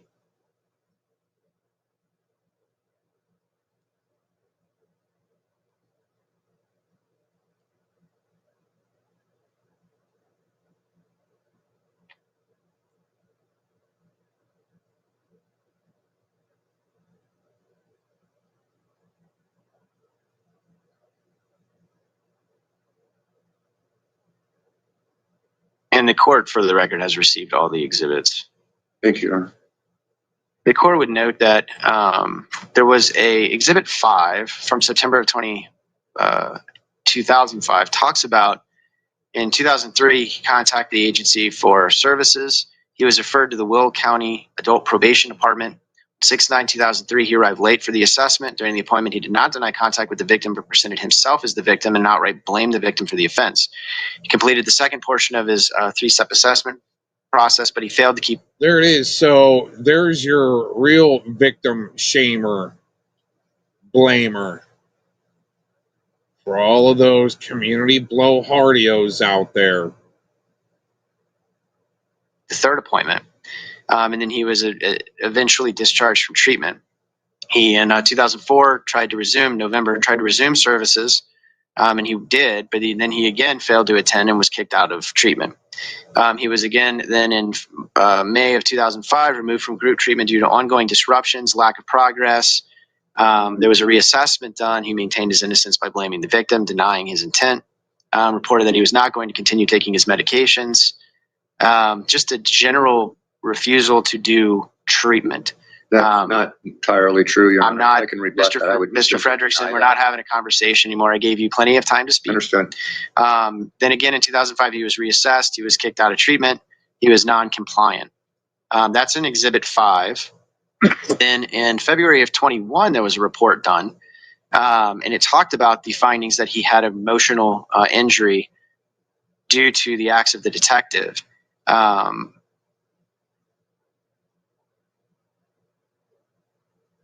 Again, there's victim blaming in that as well. It does talk about how he was terminated from treatment because he was uncooperative. Again, how he was removed from groups in 2005. So Mr. Fredrickson says that's not true. However, it shows up in multiple locations.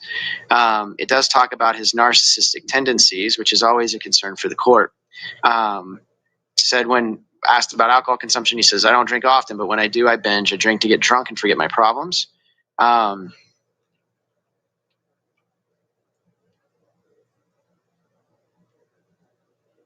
There is a history of giving liquor to minors, which is of great concern for the court. This says, unfortunately, even if the defendant does successfully complete sex offender counseling, he does not stop using alcohol and marijuana. His risk to reoffend, not just sexually, would be considered high. Again, that's a going back years, but that's a concern for the court as well. Court would note during that evaluation, they found that he was mostly non-cooperative with the test-taking approach.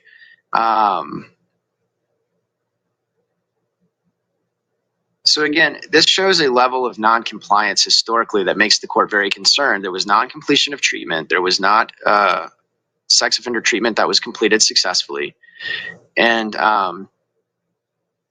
a statement, I didn't agree with the counseling because I didn't have a problem. And again, this is going back to a 2021 evaluation. It's 2025. Now, he talks about having bad experiences with Linderos, and I believe that that's all very true. The clinical opinion given in that evaluation is that the plaintiff actively engages in impression management is malingering. The plaintiff's expert failed to consider the issue of malingering and misdiagnosed him. Incredible evidence does not exist indicating the plaintiff suffered psychological injury as a result of his interactions with the defendant. Now, I think that the interactions with the defendant in that case were probably pretty traumatizing, but it's interesting to have that finding.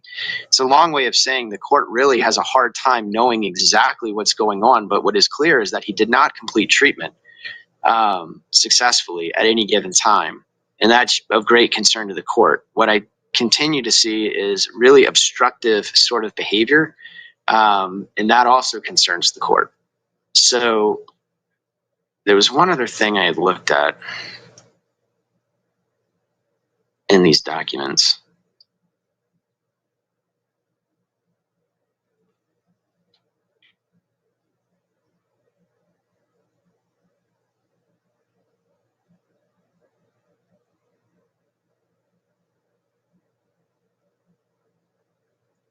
Oh no, that's a different thing. So it's a long way of saying this. The court has to weigh sort of the purposes of the statute and the registration versus the harm that has occurred or risk of harm. And I don't find the risk of harm to be non-existent or not there. I think there's some inherent risk with a registry of this kind, which again, federal courts have found to be constitutional. Here, I think Mr. Fredrickson does pose a risk. I don't see where there's been any successful treatment. I see. Question. Oh man, I messed it up. It's gonna take me a second to get back there.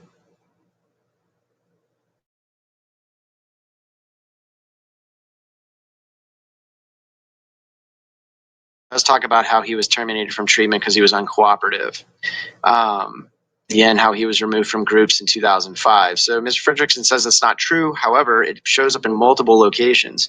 It does talk about his narcissistic tendencies, which is always a concern for the court. Said when asked about alcohol consumption, he says, I don't drink often, but when I do, I binge. I drink to get drunk and forget my problems.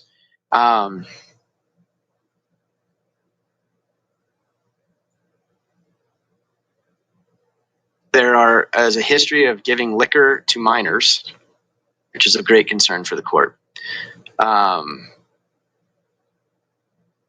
This says, unfortunately, even if the defendant does successfully complete sex offender counseling, he does not stop using alcohol and marijuana, his risk to reoffend, not just sexually, would be considered high. Again, that's going back years, but that's a concern for the court as well. Court would note during that evaluation, they found that he was mostly non-cooperative with the test-taking approach.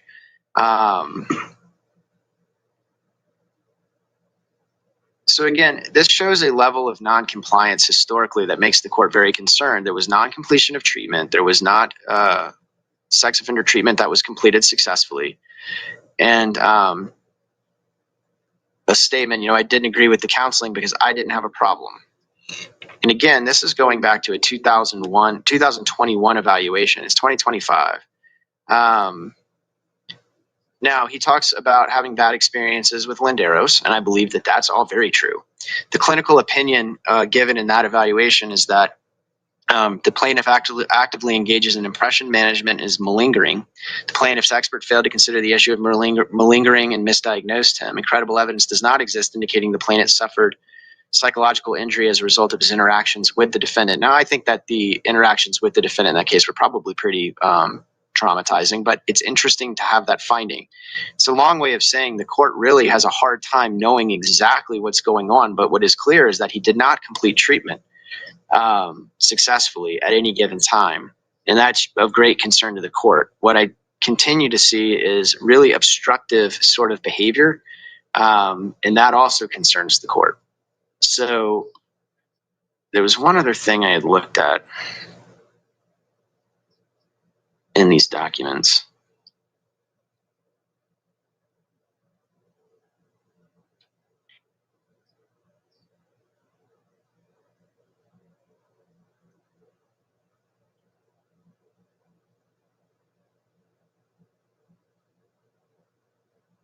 that's a different thing. So it's a long way of saying this. The court has to weigh sort of the purposes of the statute and the registration versus the harm that has occurred or risk of harm. And I don't find the risk of harm to be non-existent or not there. I think there's some inherent risk with a registry of this kind, which again, federal courts have found to be constitutional. Here, I think Mr. Frederickson does pose a risk. I don't see where there's been any successful treatment. I see him still obstinate in his behavior, and I believe there's a risk to the community. I think that risk outweighs anything he's presented today. The court is going to deny his petition to deregister on its merits. I'm also finding he's not eligible to petition. So when there's a threat to the community, it's in the court, then there should be able to be a certain level of scrutiny, which would be viewed as harassment, but let's say to the point of just it's an integrity test and compliance check. To deregister. The crime for which he was convicted falls squarely within the statute, which excludes him from even petitioning to deregister. The court can't even hear the petition. So the court's going to deny the request for those two reasons, Mr. Frederickson. Your Honor, I wish for clarification for pro se purpose. You mentioned that I may have filed in the wrong court, or that I have to stake this up to the state's attorneys. When you challenge the constitutionality of a statute, there's a process you have to go through. You did not go through that process. Well, for all practical purposes, I have exhausted local remedy then. You can file a civil suit, I suppose, but I can't give you legal advice. No, I'm not asking for legal. See, that's the thing right there, is he's looking for this case to go as far as he can take it. Legal advice. I'm just simply clarifying that this here is escalating without the need for it. Okay. And unfortunately, it's Without the need for it? No, that's his bullshit. That's his bullshit grift. going to be overnight for legal advice. I'm just simply clarifying that this here is escalating without the need for it. Okay. And unfortunately, it's going to be more than I anticipated. Is that all, Your Honor? That is all. The court will be in recess.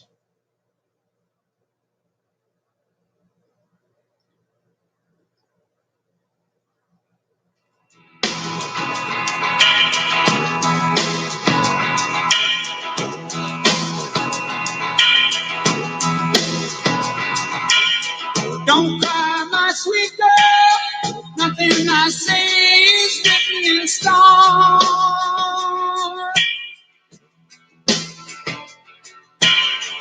Don't cry, my sweet love. You won't really be alone. Whoa. I'll help you pack your things. I'll walk with you out to the car.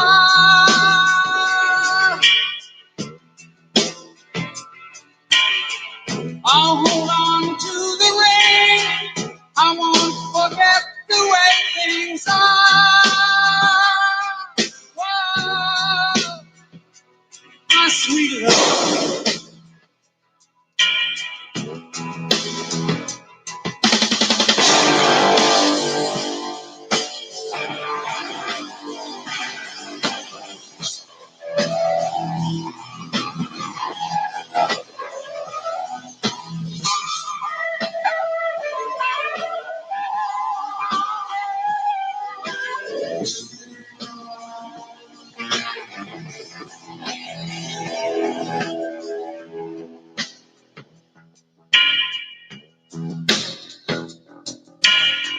Your disappointed eyes are haunting me like my big lies. I see you glaring now. I see you staring in the fire. Oh, my sweet love.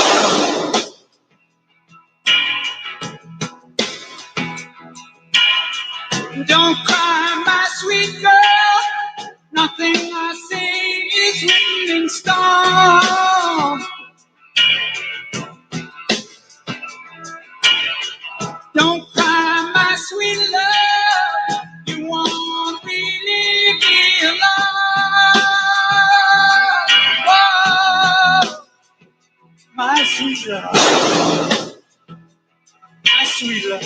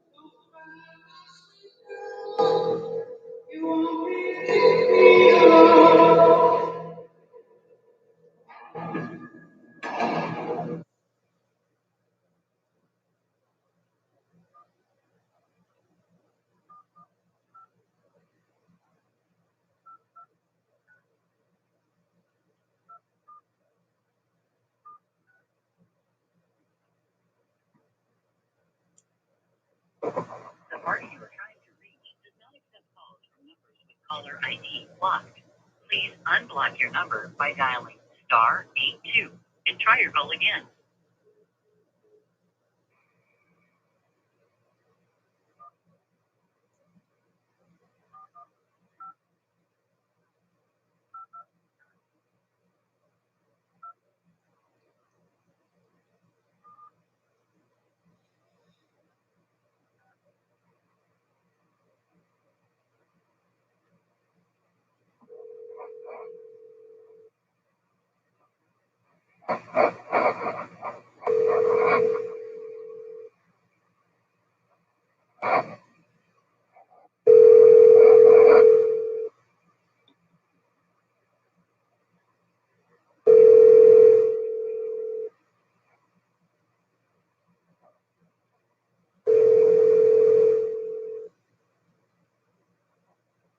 Hello? Yes. May I speak with Caroline, please? What? May I speak with Caroline, please? Caroline Thompson? Oh, yeah, the wrong number. All righty. Thank you. All righty.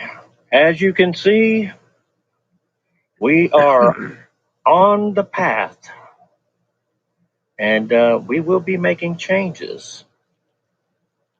So there is a raging lunatic drunk right now, ranting, raving about someone on his live panel right now. And yes, buddy, we will be calling Caroline Thompson.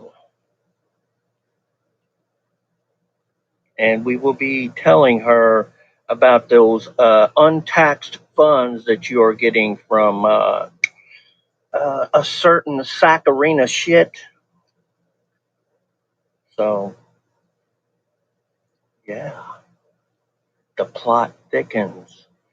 And just a little heads up, you probably might not want to go out in public because there's private investigators following your fat, bloated piece of shit, whale shit ass, waiting for you to put a straw or a bottle or anything into a trash can, because they are going to properly obtain it,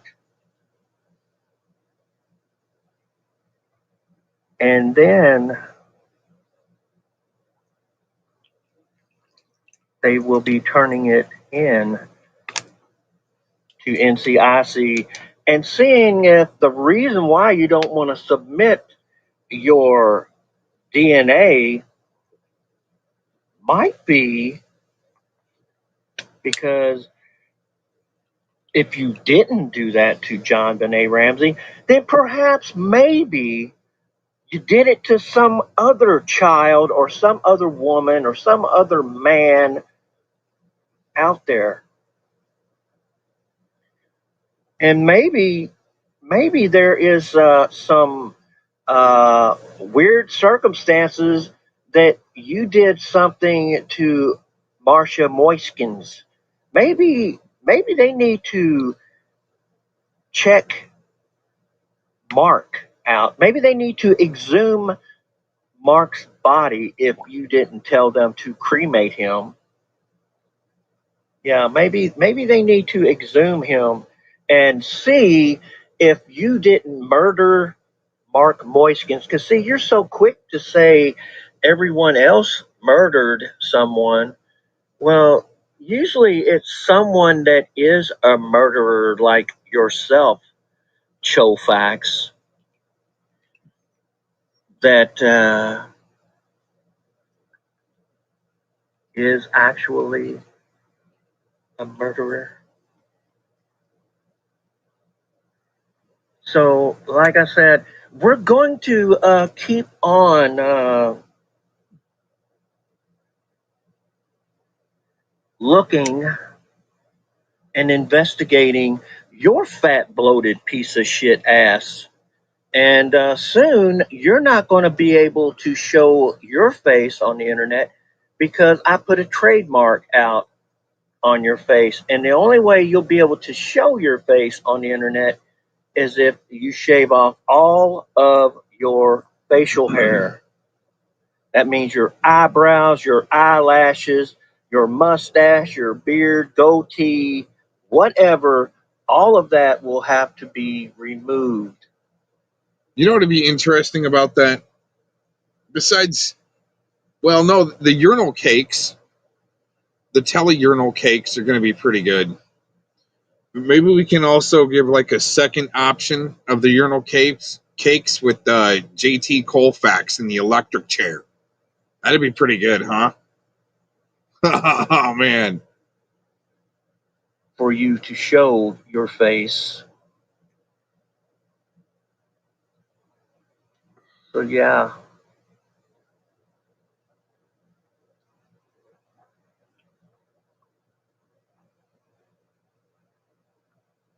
Joe Fax cakes. Oh no. Hold on just a second here. Yes, please. Yes, please. Um, because, okay.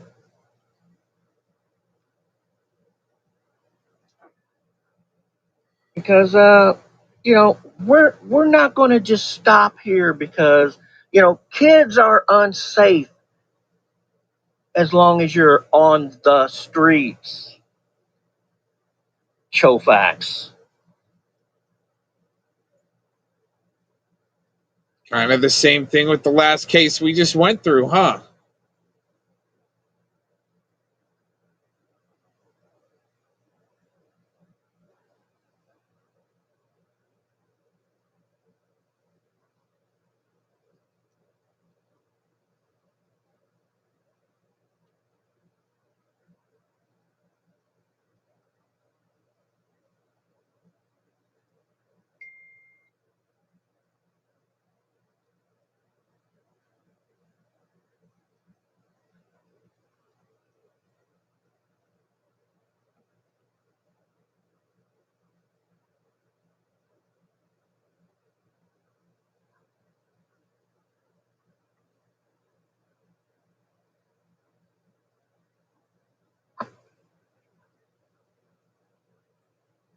Okay.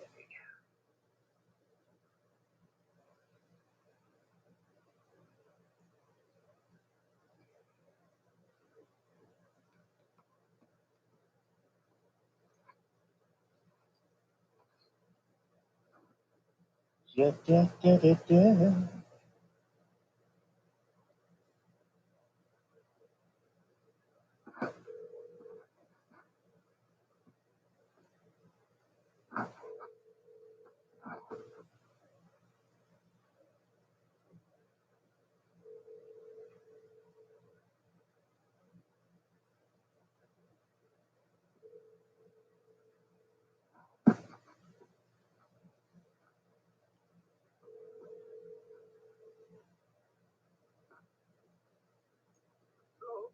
Yes, may I speak with Nancy, please?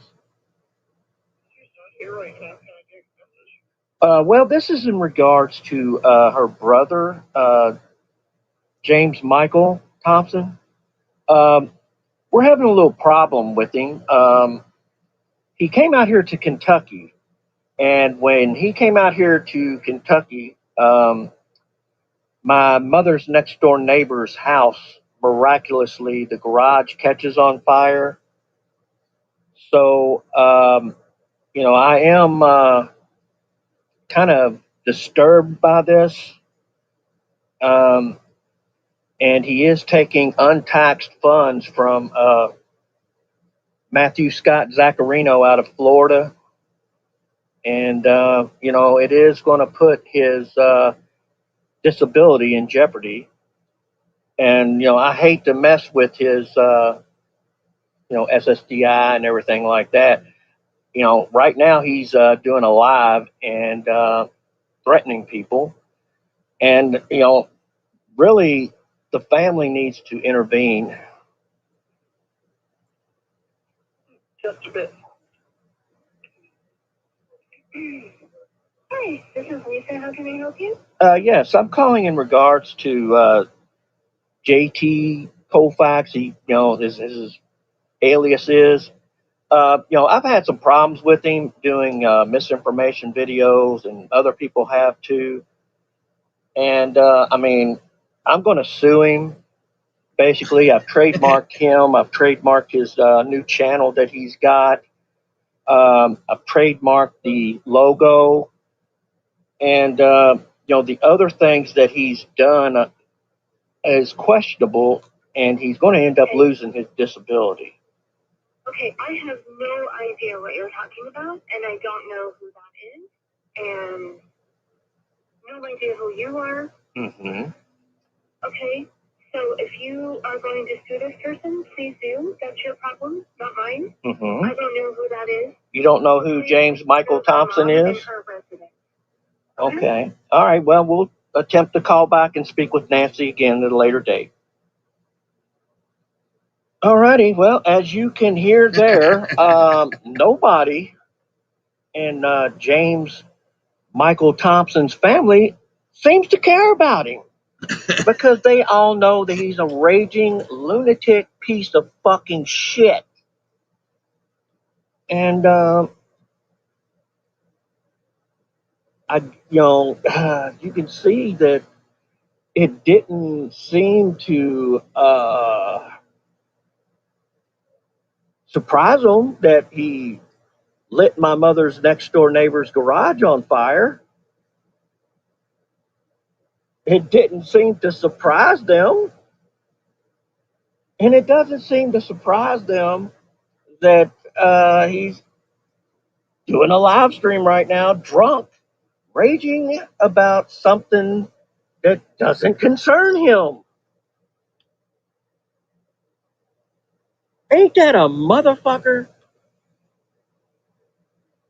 So let's all get together and try to find out more about Mark.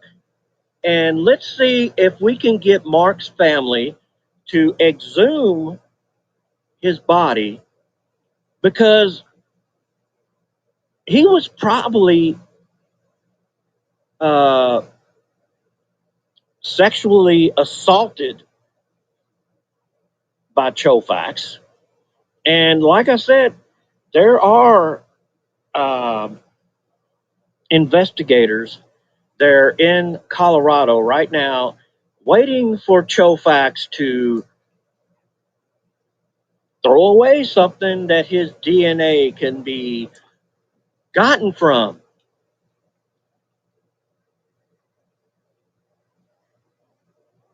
So you want to go and do false information videos about me? Yes. Yes. Let's see how all that works out for you, you blubbering, fat ass drunk.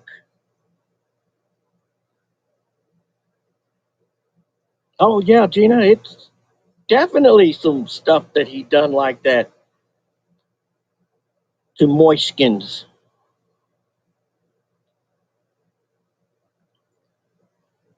He sexually assaulted him. He's going around with naked, dead bodies in manipulated positions on his phone.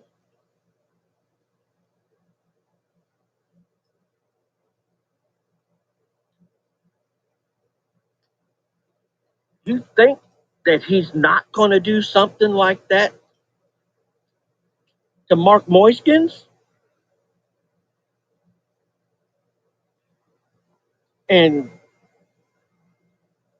he hated Vic.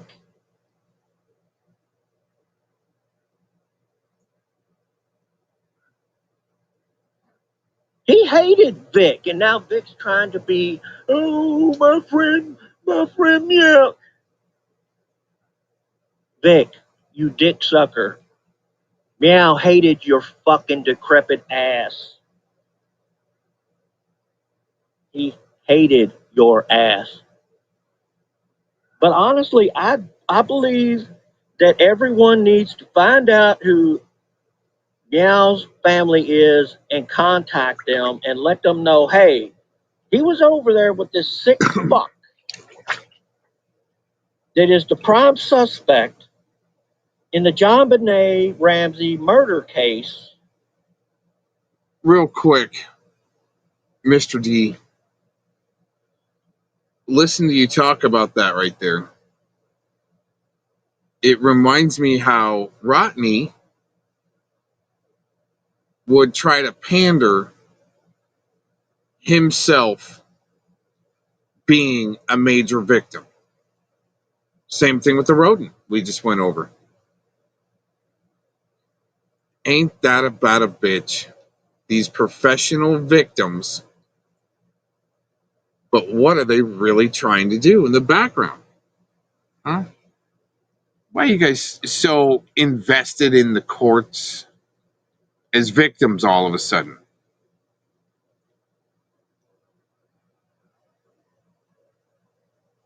This starts so much fucking shit, goes out drinking and driving,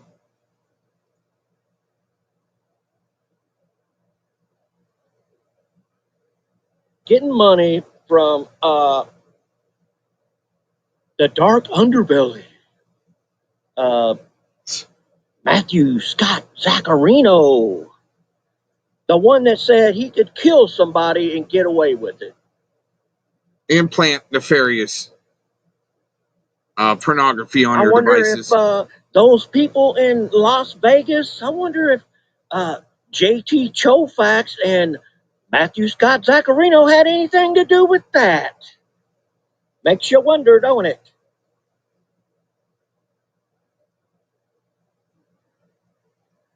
Makes you wonder if they did something to Meow as a practice run.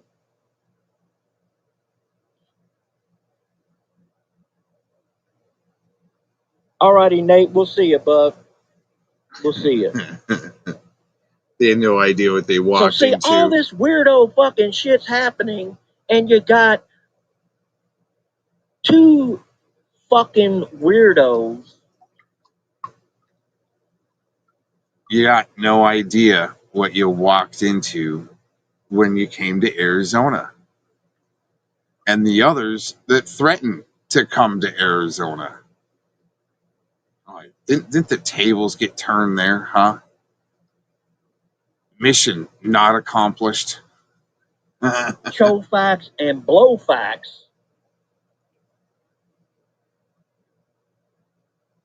Running around all over the country, no telling where they've been, no telling what they've done. I mean, they're here, the next door neighbor's garage burns down. The one guy that was riding with them that, was doing their videoing and stuff for them, he kind of looks like the guy they caught on the ring footage.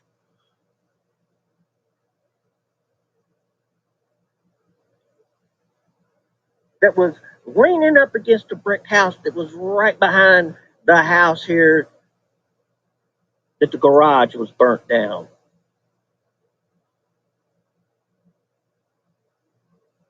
And then they want to say it didn't happen. Yeah, it did. It happened.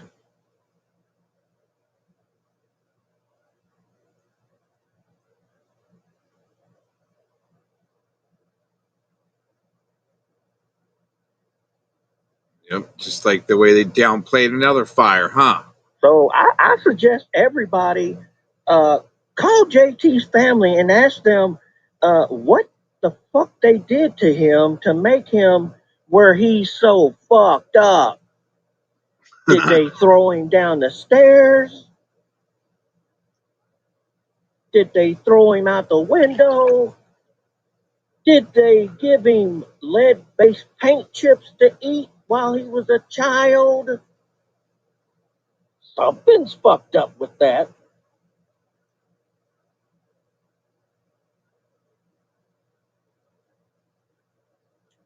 And something's fucked up with old Saccharina shit.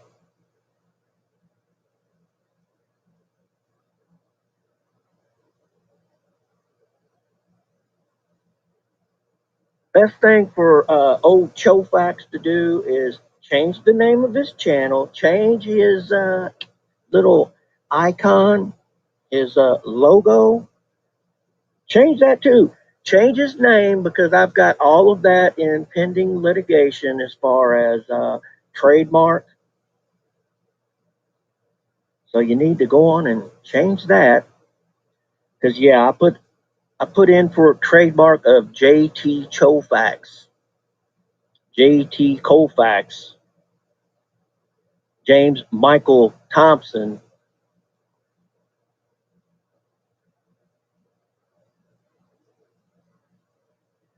Because when you fuck with Mr. Dick, you're going to get my balls. So I'm going all the way in.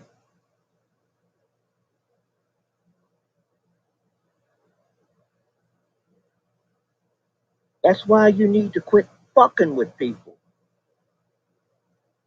Your drunk ass is up there making fun of people when you should be just looking in the mirror and seeing just how much of a failure your fat, bloated ass is.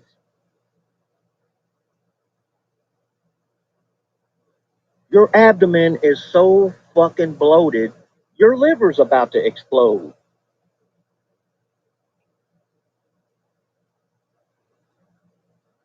It don't get any funnier than that.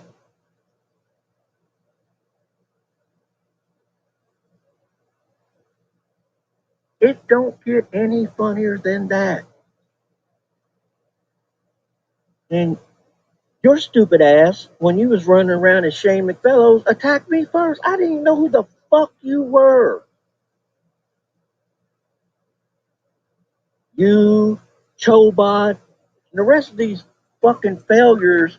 Yeah, you all can thank Predward for helping put your own crew really in the boiler room. From Fruit Loop Land think that it's okay just to go out and, oh, we got to attack this person right here because he's the greatest threat to exposing us.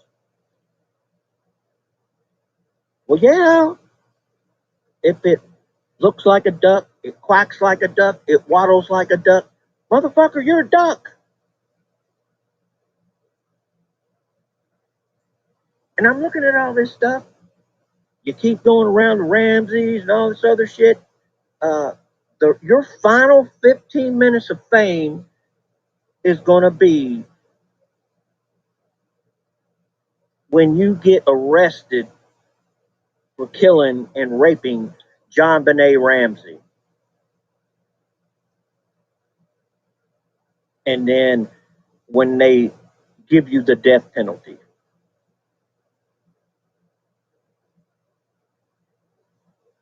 So why don't you do a video on yourself? Do a video on yourself and quit making cakes that says Patsy did it. Because Patsy didn't do it. John didn't do it. Their son didn't do it. Anyone that had any DNA connected to the Ramseys did not do it. The police department didn't release it.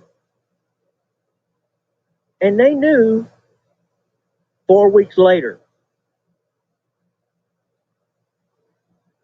Check your facts, you fat ass.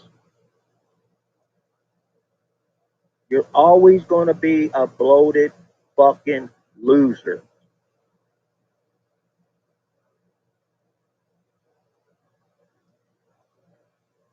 Oh, yeah. Chofax, do a video of you going and submitting your DNA. And Warbot, stop doing posts and videos saying that you're going to take Nanya's kid away. See, you're another Epstein. You're just like Predward. See, you're over there fucking around on the dark web. You find out people's information. You put it on the dark web.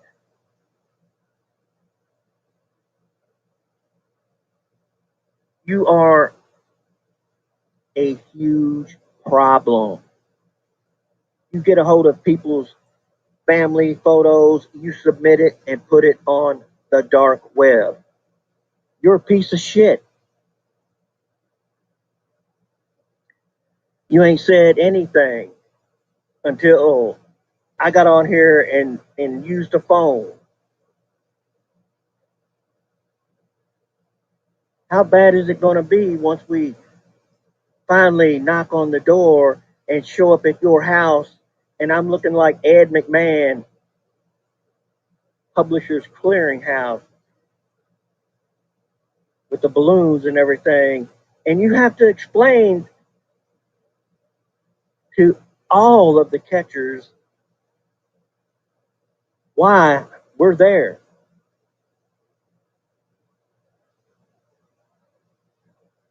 Because you dox decoys. You're a piece of shit. Odds are you've been caught before. Otherwise, you wouldn't act like this. Plain and simple.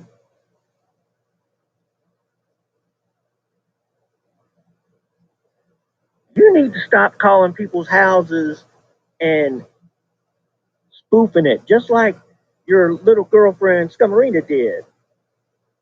But see, he didn't think he was going to get caught, just like you didn't think you was going to get caught.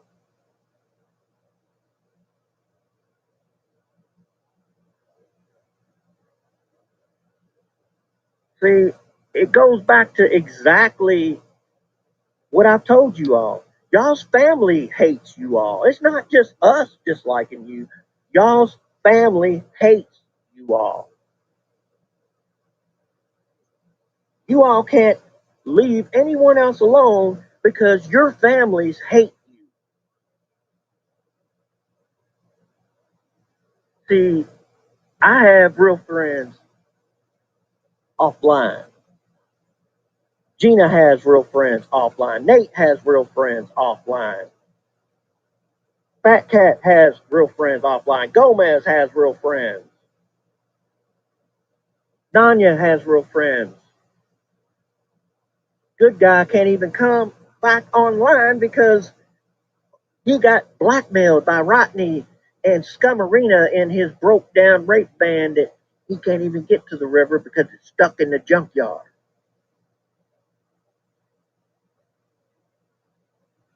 See, I'm trying to retire, but y'all messing with me.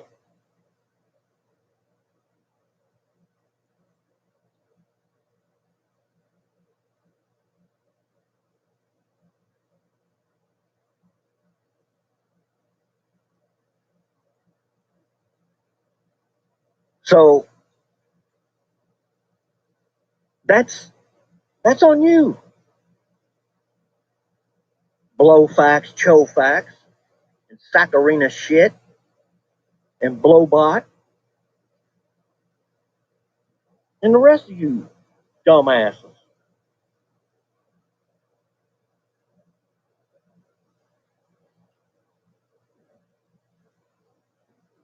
Hey, Shells. So, ASAP. So I'm gonna go on and end it here because I had a phone call and I have to call right back. So y'all have a good night.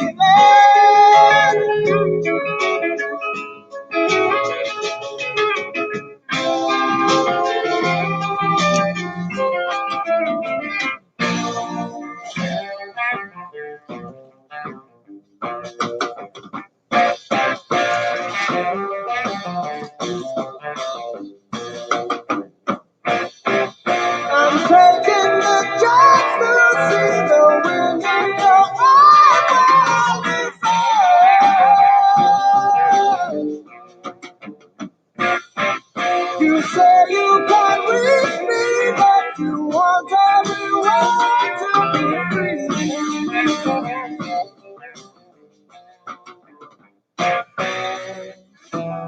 It's a cry today.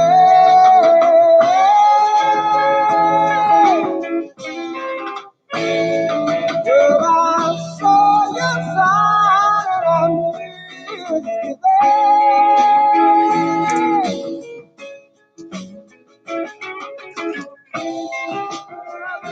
you there.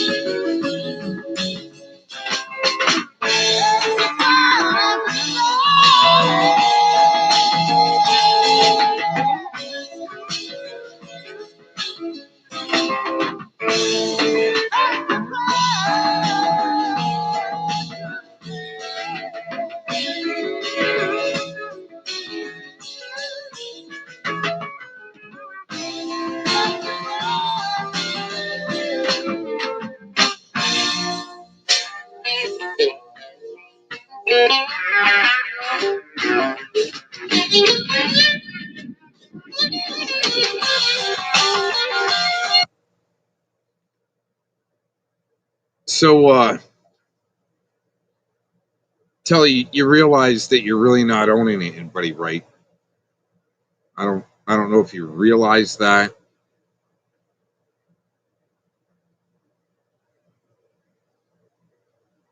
You're not the only redcoat blowhard that's been obliterated. I don't think your handlers were able to tell you about those that you're preceding in a sense. The other bench warmers like you to all of a sudden come out and think you're destroying or owning anyone. I mean, if anything, you're pretty much like up for rent as real estate if anybody's getting owned. That's how owned you are. I mean, that's some getting owned redcoat shit.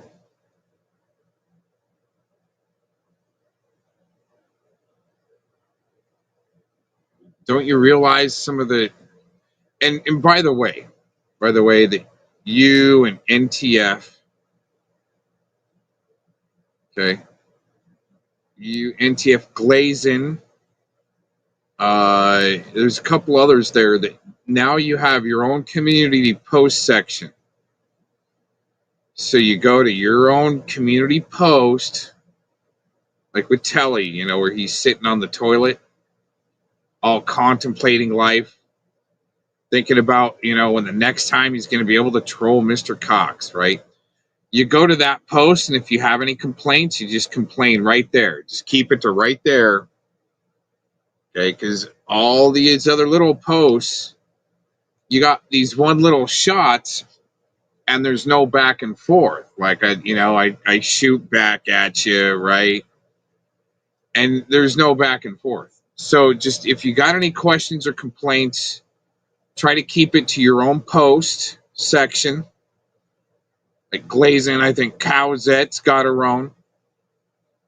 Glazen's got her own. NTF's got her own little community post. If you got any questions, just keep it to there, all right? And going on loop in my chat with the same thing where, I mean, you're just not owning anyone.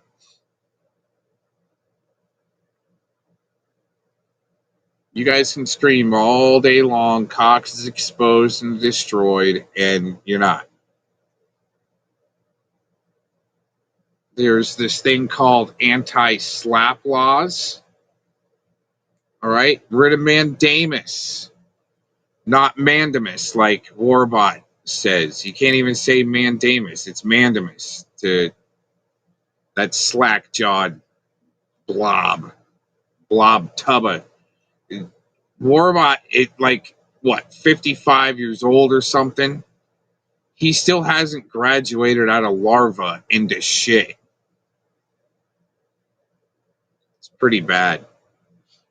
But anyways, I got the join link out. If anybody wants to join for a few minutes, I got a few minutes. Telly definitely can't panel up. He's too busy, well, apparently whacking off to pictures that are on his nightstand, huh?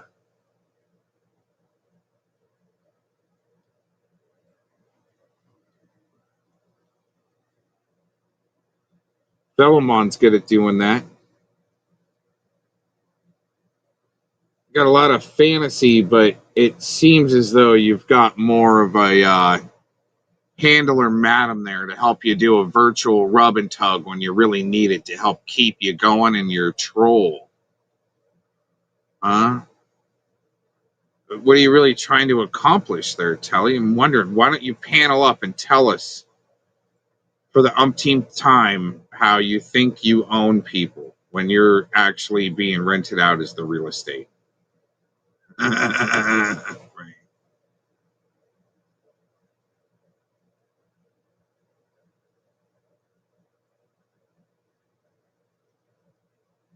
No spiffy comeback, no wanting to panel up. All right, okay.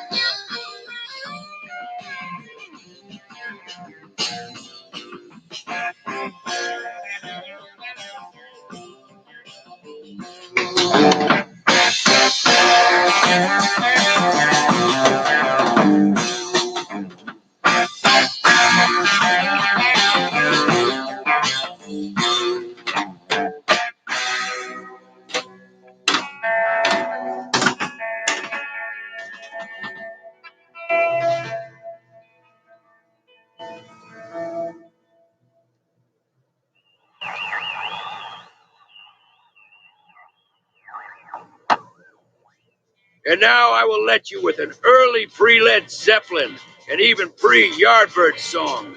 The Train Keep A-Rollin' by the Screaming Lord Sutch. Era 1963 to 64. Great electric track.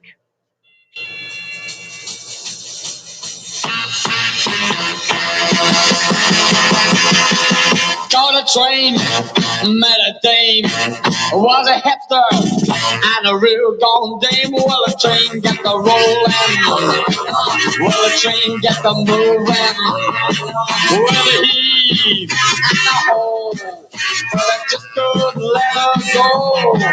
Well, the train kept a rolling, yes, the train kept a moving, well, the train kept a rolling, yes, the train kept a moving, well, the heave and the hole, but I just couldn't let her go.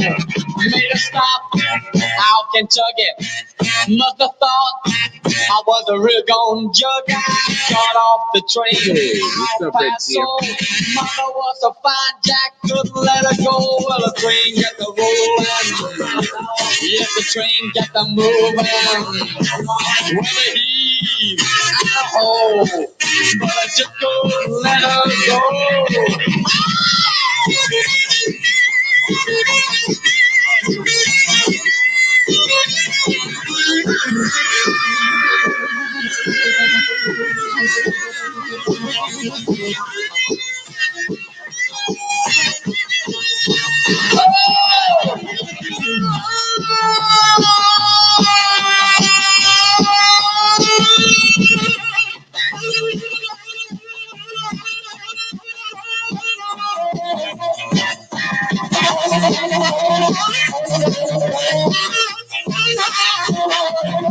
We made a stop out Kentucky. Must have thought I was a real gone jug. I got off the train out by soul. Mama was a fine jack, couldn't let her go. The train got the rolling. Yes, the train got the moving. Well, the heave and a hole, but I just couldn't let her go. Get along, sweet little woman, get along. Baby, on your way, get along. Sweet little woman, get along. Baby, on your way, brother, he and the hole. But I just couldn't let her go.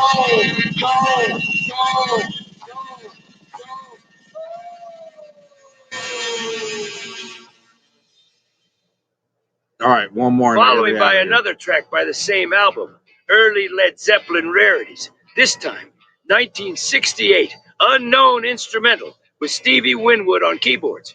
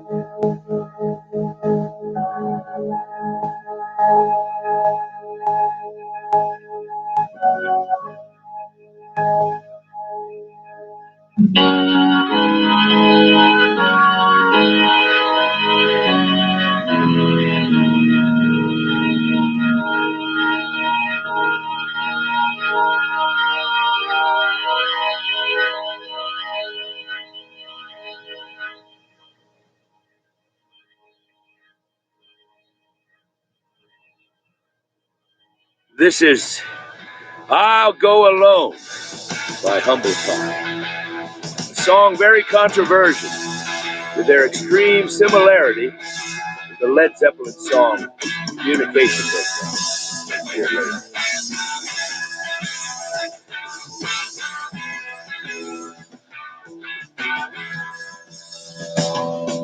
Must get saved right out my head. It's just our job to do, they say. Have you anything to say? Stop me till whisper, that's the way. While I'm at the place, shut him down on the ground. Until I feel I'm all alone. And I know when I go alone. Make me feel like I am what I am. I see my trouble about them, but I am.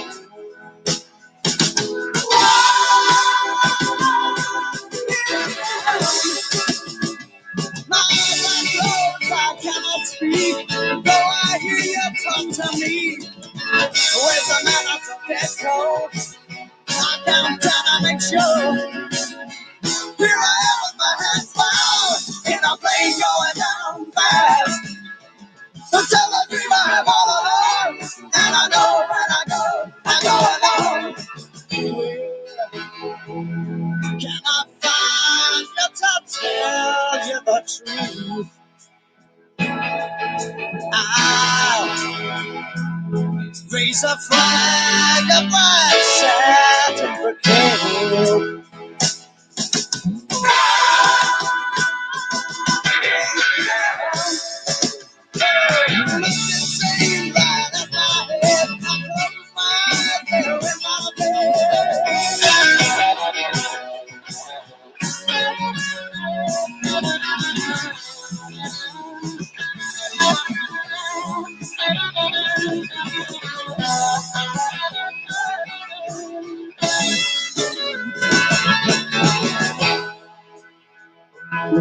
People talk and I don't hear a word.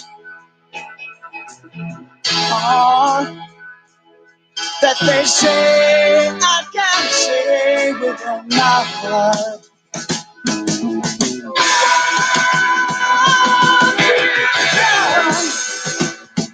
The captain cried out to his mate, that man has had his time, don't wait. Have you anything to say? The preacher whispered that's away. Why am I in a Texas? Shut him down on the ground. Tell me I'm all alone. And I know when I go alone.